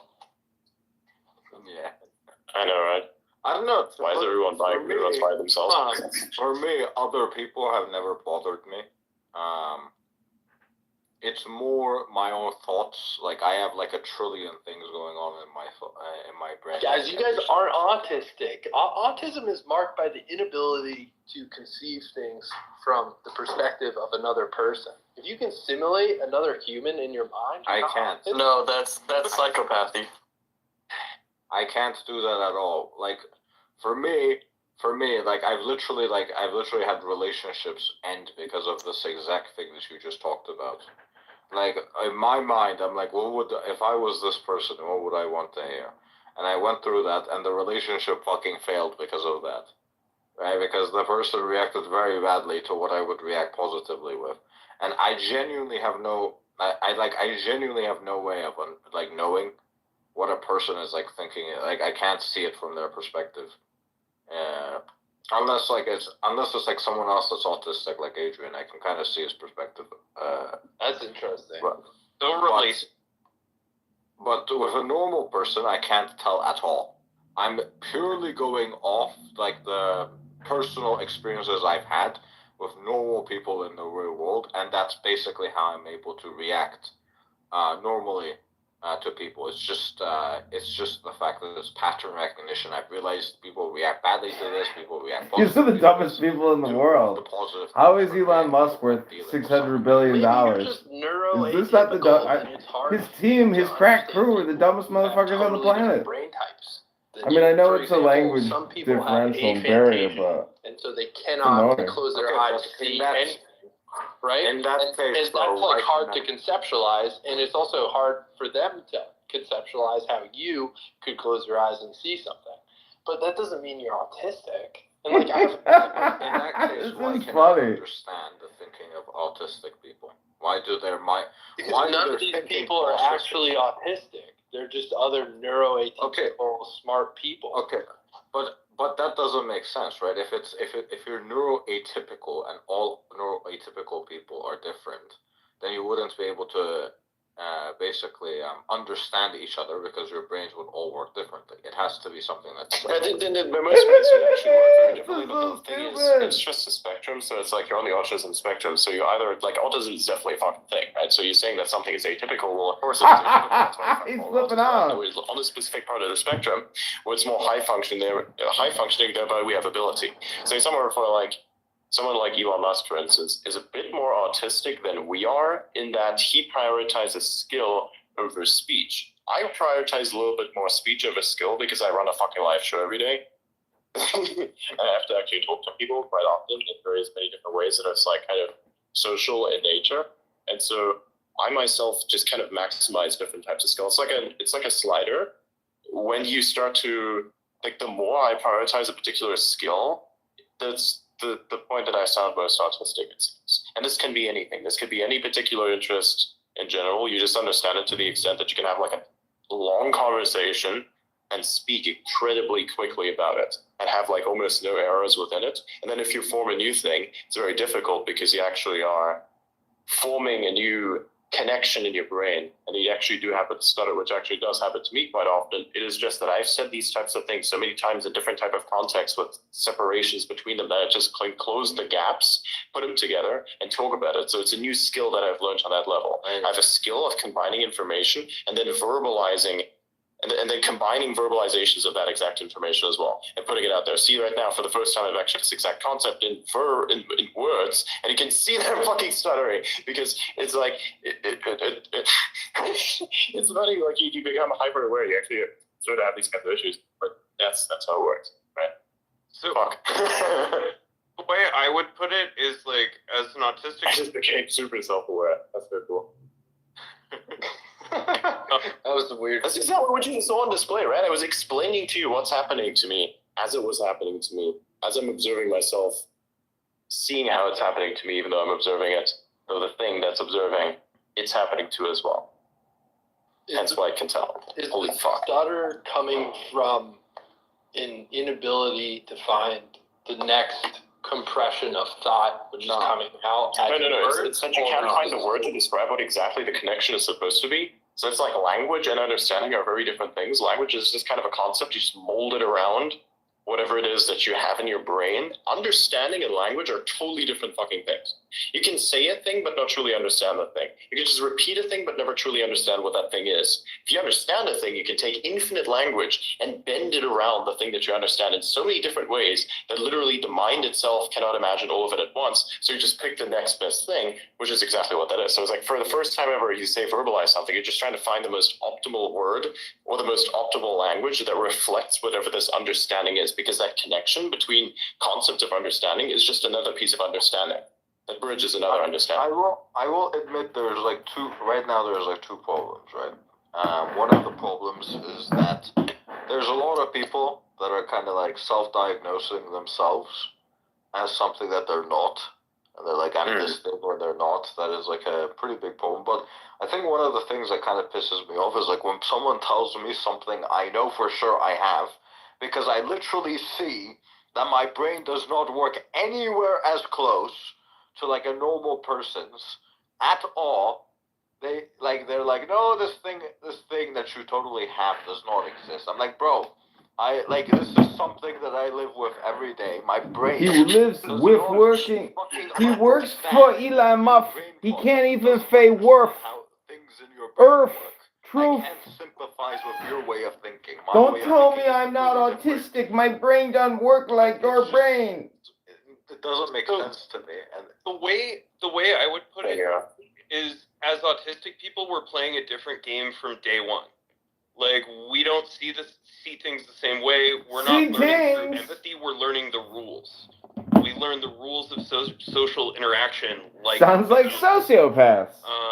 And like the stuttering thing is like, for me at least, like you're looping on a circuit until the switch. Okay, my random personality. I hope you've enjoyed my live stream. I'm gonna restart this. So click on my profile and rejoin the live. It's almost like you're trying to. What is that term again? Where you're like brute forcing it. Yeah, it's like when you try to brute force it, and you just try to over and over and over again. You try different type of permutations, whatever's like you narrow down the thing that's worked in the past. In this type of problem, you like have a bunch of stuff to choose from. You're very modular. You're like a fucking computer. That's why I relate to like a machine a lot more than I do actual other humans, because we just don't understand how they fucking work. It's insane. I cannot imagine myself ever not understanding what it is that I'm trying to think about. Like, I do not understand how anyone can fucking live like this. That's got to be hell, or at least you're not even aware of it, which is probably a worse version of hell that you don't even know. Like, what is that? That's horrible. I cannot imagine that. Anyways, right? Yeah, I'm very happy with the brain that I have, of course. I wanted to have different abilities. I think I could train in that. It has a few hours, but I'm not complaining. I got really lucky, I would say. But anyways, right? So you look at a thing that's very modular, and you look at this thing that says, hey, this has worked in the past to describe or make this connection. And then, because description and connection is basically both the same thing in this case, because you're molding around language in order to describe the thing that is your connection, and then you're just kind of iterating it over and over and over again until finally a piece fits. It's like you're solving a puzzle piece for the first time, and you're like at a point where you have a bunch of other puzzle pieces available to you, so you keep looking at the shapes and seeing which one would fit this whole more, and then you just basically say, hey, I'm going to try this. Oh, that doesn't work. Try it again. That doesn't work. Try this one again. Try that. Nope, nope, nope. And then finally you find the piece that just has the right colors, right shape. You fucking put it in there, and then yes, it works. And it's something like that, basically. Except that you're making the puzzle piece for a puzzle that's being made in front of you, probably also by you most of the time, because that's kind of where your awareness comes from. It's like all the stuff that you learn, either consciously or subconsciously, and that's kind of how it works. I'm trying to explain this as quickly as possible, because otherwise it just completely falls apart, and then people just don't have interest. But I hope it'll make sense. My brain isn't as powerful as yours, but I think I get like 60 or 70% of what you're saying. Because sometimes you well, bro, like it just is what it is. You already, you're not, so I'll maintain the position that you're not autistic. You understand that like most people can't understand you 100% when you start speaking fast. But what I've heard you do in the past is that you're able to cycle through visual metaphors like very fast. And I think that relates to your point that once you understand a concept, you can wrap language around it in a bunch of different ways. And so if you have a good understanding of something, man, I should really come up with a concrete example. You can just think of all these like visual analogies. But I'll let you respond to that. But the first thing I need to do is, since I'm not autistic, I would like to apologize to Auda for saying you are not autistic. I apologize. I didn't mean to hurt your feelings and make you angry. There's no hurting your feelings involved in this. We're just explaining. It's not like that. It's not so deep. Okay. I'm just kidding. That was a joke, guys. Maybe you are autistic. See, that's the fucking problem. You see, that's the problem. I got you. I fucking hate that version of sarcasm. It's like some sarcasm makes sense because it's obvious, like because it's that removed from reality, but something that's a bit too close to reality doesn't make any fucking sense. Like you have these quote unquote jokes that are basically not jokes, they're lies. Like the stupid individual's version of sarcasm is just a lie gone wrong. Damn, that's a fucking good lie. See Line. Fuck. See the pinned meme. Exactly. That I could just like take the thing I said, drop it at a random fucking party somewhere, and just watch how everyone internally is disgusted with themselves and then tries to project it on you. It's the funniest shit. They're not even aware of it, which is the funniest part. It's not funny actually. It's kind of horrifying in a sense that people are not genuinely aware of a lot of the things that they do. Like, hang on, this is true. You guys are convincing me that I'm autistic. I don't like this. Usually when people tell me I'm autistic, I like resist it. And I'm like, fuck you. No, I'm not. I mean, dude, look at your kids. That shit's going to be impressive as hell. You better teach them some correct stuff, because if your fucking wife is out there in the background just fixated on solving a Rubik's Cube and you're wondering what that fucking sound was in the kitchen, like, this is the the signs are there. You're just not really picking them up. It was a 4x4 Rubik's Cube, too. She's a freak. You're getting somewhere. You want to fucking try that shit out. It's kind of, my kids you're probably having an impact. You're probably having an impact there. You don't realize it. And she's just trying to understand some stuff. I don't know. If you ever talk to her about this and be like, hey, what do you actually think about what it is that I do? Do you think I'm crazy? What kind of crazy do you think this is? And you have like the fucking interrogation. You have to kind of layer it out and be slow about it, because otherwise you sound like a fucking psychopath, just like I do. So like, that's a bit of a thing. She's legit more autistic than I am. I'm more people. Do you see how it just proves my point? Yeah, I guess, but we're progressing towards the mean. They're not smart at all. No, I'm just kidding. I love those motherfuckers, and some of them are pretty smart. Dude, you don't even understand. It's like, it's not that you have to be on the spectrum. Basically, people who are on that spectrum are just geniuses. They just are in some capacity. It's just that there's some issue that is underlying. You have all of the capabilities that you want to have, but these are the people that actually make sense of the world. They have a bunch of other problems that come with it. Like, to have this is like, the cool part of it is the ability to parse the world in ways that others can't. The not so cool part of it is the sensory overload stuff. It is the fact that you do random shit that literally makes you look insane, and that has merit. So you have to kind of contain that as much as possible. And then eventually probably let it out from time to time so that you don't lose your sense of self. It's kind of funny that you kind of feel a little about it, but then you have like this new sense of, being, which is great. Perhaps, sometimes you kind of let loose on that, which is great. But aside from that, I have zero sensory overload.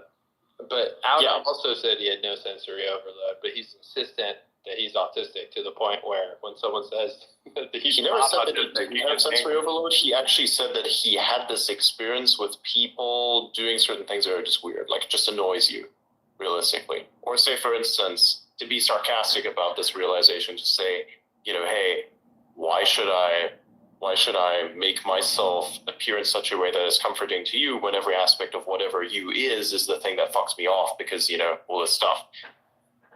And I definitely have that shit. There's certain people that I fucking hate. It's disgusting. Like this open mouth fucking shit. Or like the thing that people do is when they let the air into their mouth via their nostrils, and you can fucking hear all the biological components that do that fucking shit, and they just really can't contain it because it's just or like the people that eat like a fucking camel, like like the fuck is with you people, man? Or like you drinking out of a glass and you just fucking do it in a way where I can just hear all the internal components that are processing the fucking air bubbles that you just got in there, and it's like, Adrian, come on, bro. I'm eating, bro. Come on. There you go. There you go. He learned it. That's just my LLM, you know? Exactly. But like for real. Even I see that shit sometimes, so I deal with it by burping louder than everybody I don't else. understand that. I'm like completely immune to like the disgust response. Like I was in a fraternity, like people like vomit on me, like poop, like none of that doesn't bother me at all. See, good for you. That's the problem that I'm trying to tell you about. So you just got a different thing. You could be more or less a stable genius. Very Autistic people are the unstable geniuses, and they only become stable if they're smart enough to stabilize themselves. And if they don't, well, guess what? You fucked up. So that's interesting. So a lot of self-accountability from consequence that you recognize. If you don't have that self-awareness, your life is going to suck. It's going to be horrible. And you will never understand truly why, because everybody fucking rejects you and wants nothing to do with you because of this exact fucking result. Autistic people can never truly be themselves in many different capacities unless they're surrounded by each other, because it fucking sucks, because nobody gets it. They have like this very shallow perception of the world, and hardly ever do they see depth. And it's horrible in social life. You can never talk about stuff that actually matters. The only reason why the show, for instance, makes sense is because we can actually have these type of discussions, and it's entertaining. So you're actually getting most of the people on the stage here are on the fucking spectrum in some capacity or another. Like somebody has a specialized skill. My specialized skill is verbalization, in a sense, right? I can still understand systems. I still work with those systems very well. But then when I do understand those systems well enough to actually bend language around them, then that allows me to verbalize them and help other people internalize what those systems are via the same verbiage that was used that they are also using. That's the common lie. That's why we use language as a concept. Like we use it to bend it around stuff we know, so that other people can understand it. That's why jargon is such a piece of shit in the field, because it makes literally no sense. You're trying to remove people from a certain place because you don't take the layman's terms and bend them around a complex thing. You just invent new shit and inflate what is otherwise supposed to be layman terms, which would actually work better. It's discriminatory, and it's fucking disgusting. Okay, agreed. Most of academia is like this. I read a fucking declassified CIA document, and that shit makes more sense to read than the fucking science papers. You know why? Because that's why it's called the Central Intelligence Agency. Because you have to actually be intelligent about what you write. Because if you weren't, your agency is gonna suck. What about? You see the point that I'm trying to make? Yeah, we talk about a lot in the law. I mean, if you write law with the increasingly legalized language that gets used, it makes it inaccessible because people can't understand it.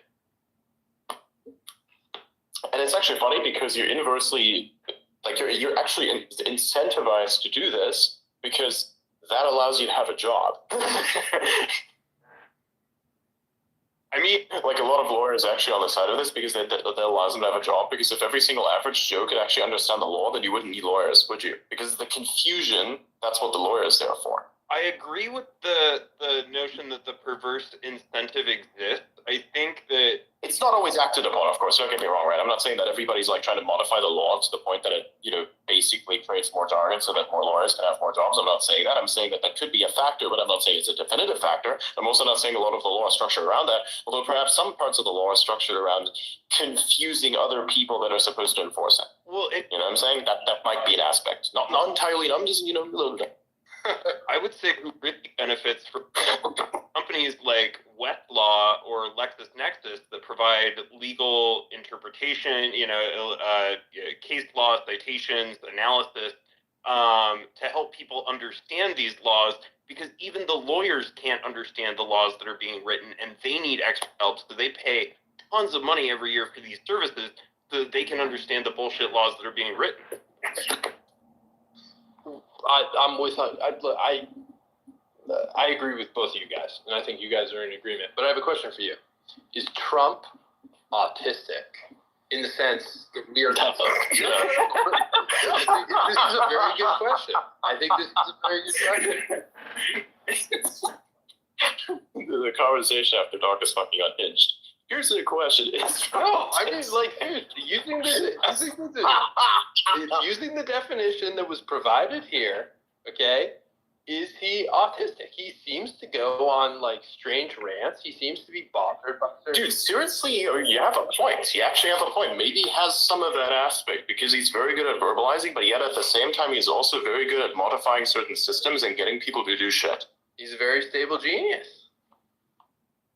He's a very stable genius, so he doesn't actually have to be on the spectrum. Although I do think that we'll see how much of that is true in the coming years of him working with Elon, because if those two work very well together, then I think we have our answer demonstrated by merit and consequence. If these two working together perfectly, that means, yeah, that guy's fucking, he's a little bit on there. He fucking plays golf, like, every Sunday. Like, in a very, like, regimented, interesting way. He clearly has some habits, like obsessively watching Fox. Okay, but that makes the insinuation that every single bodybuilder is autistic. Oh, I do not know, but, like, look, I do believe that he's neuroatypical, and I do think he's extremely bright.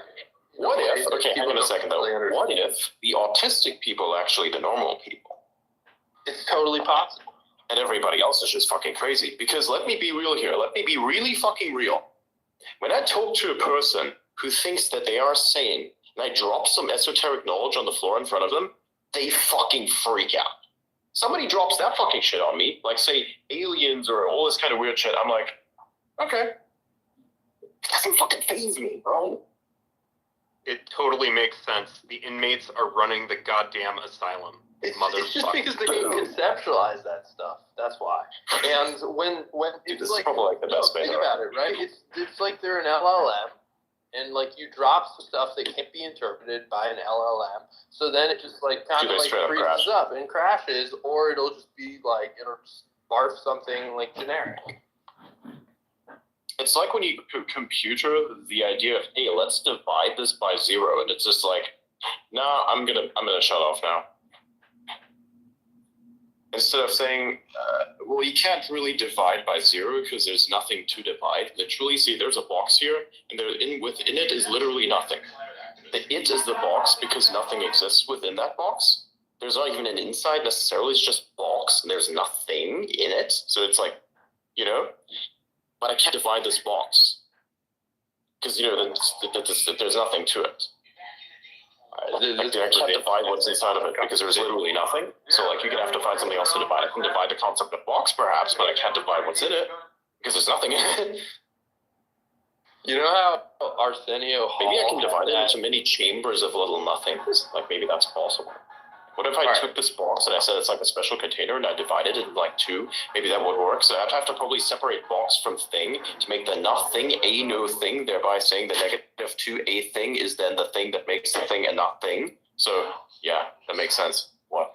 Yes. Okay, so Arsenio Hall had a talk show, and I don't really know how it works because I'm too young for that shit. But people would go like, hoo, hoo, hoo, hoo, hoo, and they do it with like their arm, and they kind of like raise their fist by their ear. I'll try to talk fast like Adrian, and it was a meme of some sort. And there should be something like that in this space. There should be like a distinct emoji that everyone can use when someone says something like particularly autistic.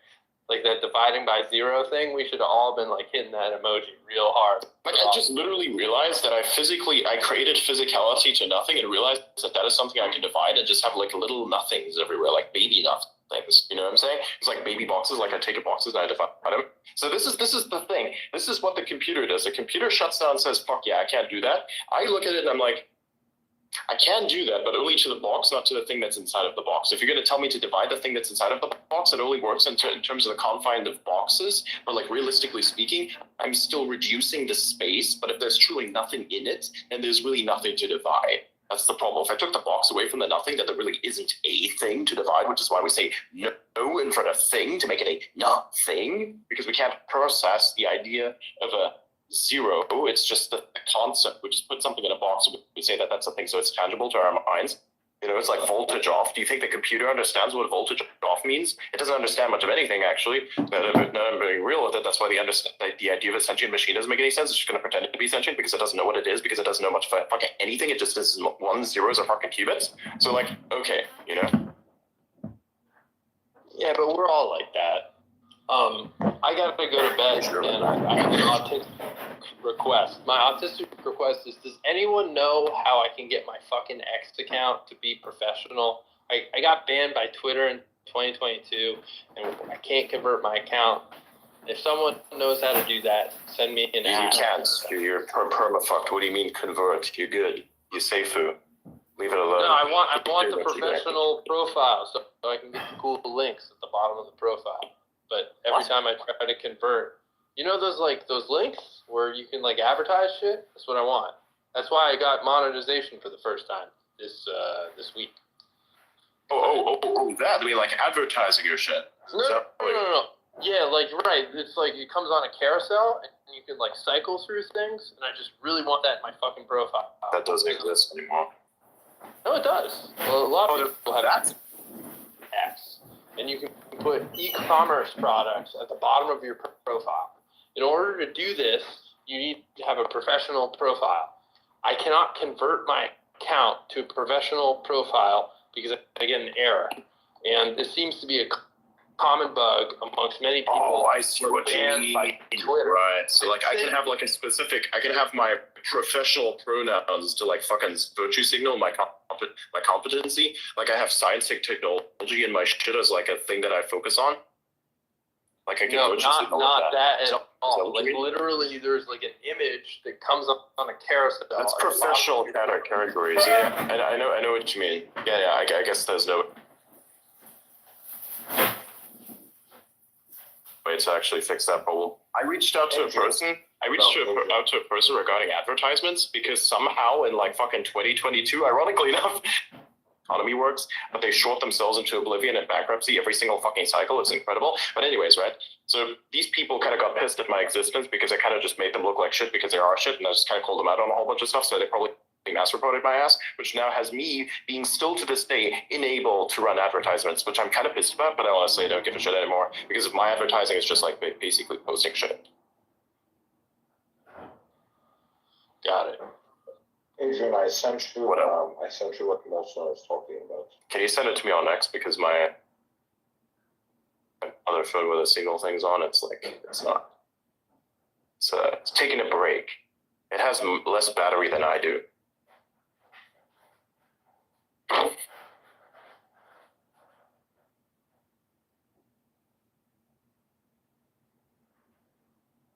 You know, we should have like an example of where we're having like a smooth conversation, clip that, and then compare it to the time that I was talking about nothing and put those side by side. Normal autism.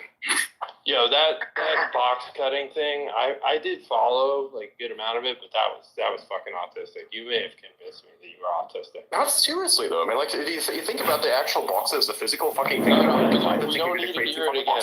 The initial box, like fucking. Oh, I DM'd you a picture of what I'm talking about, by the way. I don't know. It's worked. Yeah, I sent you. I have access to what I'm talking about. That shit. Yeah, I know what that is. I haven't like tried to do that myself, but I should probably do that. Why is this? The thing I don't understand about this guy is the fact that he has like a shit ton of links in his profile. Why do you have to like jack off with that? Hold on, I know that guy. That dude is great. I'm a huge fan of that dude. And I can explain why he does that. So he's like kind of like the Taylor Swift of like the indie hacker community, you should totally have him on the conversation sometime. And he's in the sense that we've been discussing, he's like Trump. He's like Adrian. He's like Alda. He's like me. He's like lawyer cat. He's autistic. And so basically he generates like a ton of income by building apps and hiring no people. And he's kind of a hero of the indie hacker community for doing this. And so the reason why he has all these links is to like explain like how much money each of his different apps which he's running makes monthly. Well, here's the thing. Maybe you can invite him on here one time. I will do that. Are you talking about levels.io? Yeah, I'm talking about levels. Yes. I can invite him. Awesome. Because he doesn't follow me, so I would never go listen to shit. He doesn't know what? He doesn't follow me, so there's like no way that he's going to listen to anything else. Well, then ask he's him. Down a peg in my book. Alright, yeah, I'll invite him. Cool. Small recordings. Like, no, that's a separate thing. Forget about it. You just have to arrive and figure it out. Yeah. So one time someone replied to you, and I was like, oh, that's interesting. And then I got it.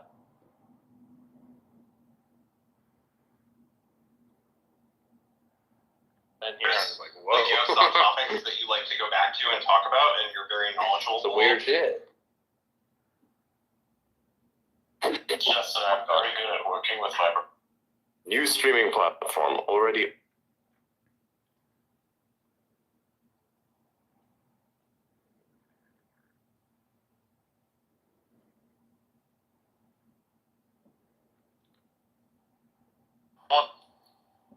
The consequences will still be cast.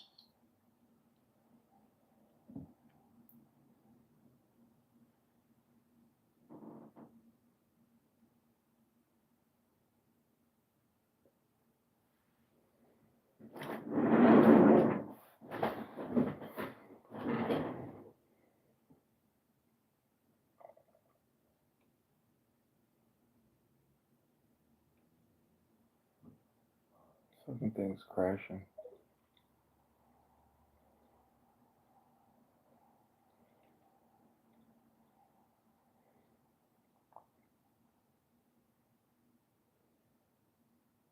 Like the way she was talking bad about the Basijis, well, there's two, like just like here, there's two branch in the IRGC.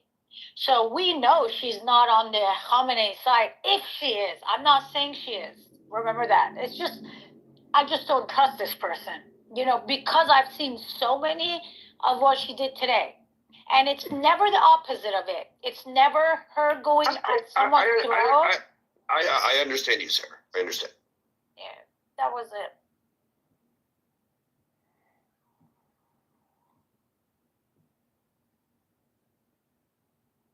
Ooh,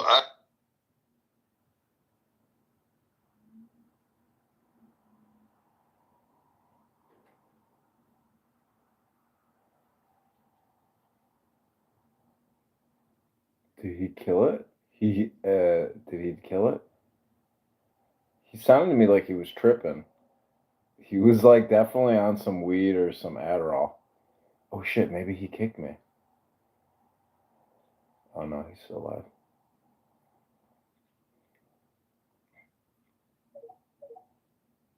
If not the biggest in the entire world. And it's neurodivergent people that end up being able to actually put shit like that together and drag it out to the middle of the fucking desert and rebuild it again. Because they have that like weird organizational mind. Like we can do these things that nobody else can conceive of because we're thinking, in a different scale, like planning in months, years, and centuries, like Adriana has said.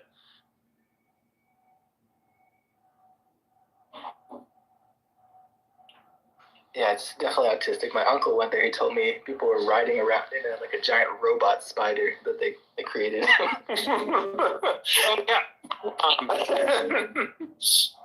Might be talking about El Pulpo. It's an octopus, not a spider, but there's actually video of El Pulpo. if you look in the general channel, the video I posted, El Pulpo was at that event and is moving around in the background. It's like a giant flame-spitting octopus.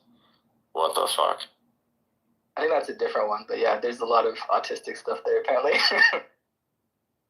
Oh, hell yeah.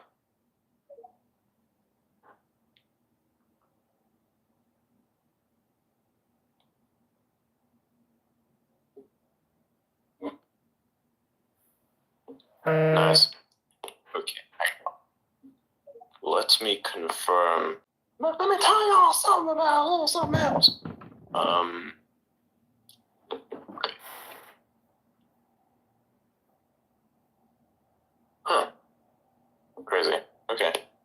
Yeah, so I have to confirm a little something. Yeah, that meme is probably going to do a lot of numbers eventually. Could be nice. We never know. But yes. You know what I've also noticed in spaces? There are like a bunch of spaces out there, and what they do is they like basically publish a particular thing, and then they put it up in the nest.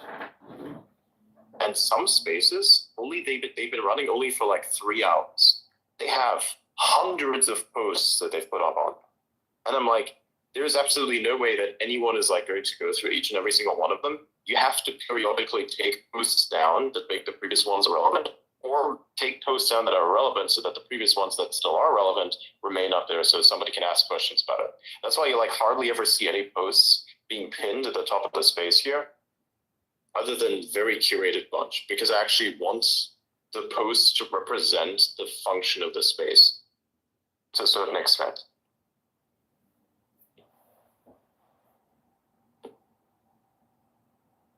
So I can't 5 posts, 5 likes.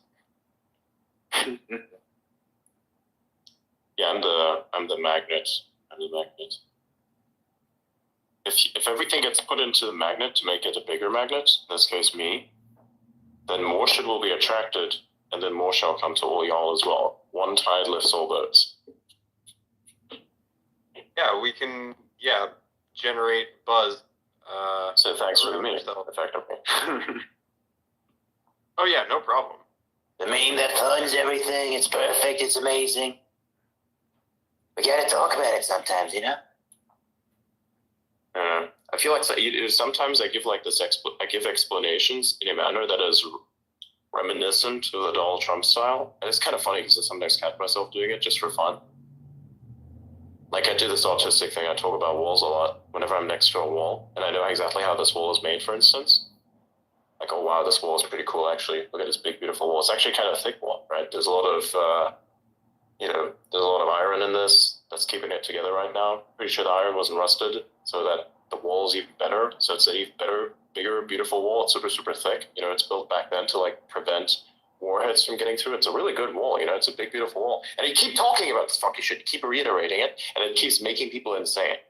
That's kind of how Donald Trump works. But in a way that it doesn't make you insane, but it actually does make you follow along in a somewhat brainwashed state, which is kind of funny. It's not even brainwashed, it's just entertainment. It's very cool. I think it's more evidence of neurodivergence, though. Yeah, a little bit. I mean, you have to have that a little bit in order to be. How do I explain this? Like, you have to have that in order to be convincing to other people to buy the stuff that you're selling. Put it down. I would go back to your like skill points analogy, and it's like autistic people have a way of allocating their skill points to like min-max for certain things, if you will. And if you don't have that ability, you're not going to be able to perform at that level for very long.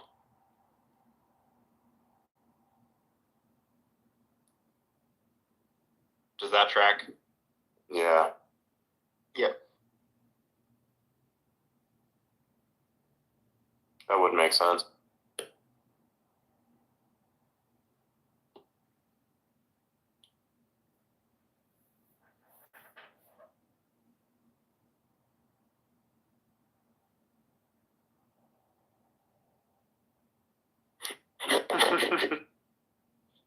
Oh my god, that's so fucked up. I love X. There's so much shit on here that I otherwise wouldn't see. This is what the real world looks like. Like, if people don't enjoy this, that means that they're not happy with the world, and that perhaps maybe they don't realize that there's some really good things about that world. You know, just because you see stuff that's unusual doesn't mean that it has to be crushed under the name of, I don't know, what is that, inclusion? Because goddamn, I actually would even say I'm a very offensive person in many different ways. Not too offensive, of course. I know my limits to a certain extent.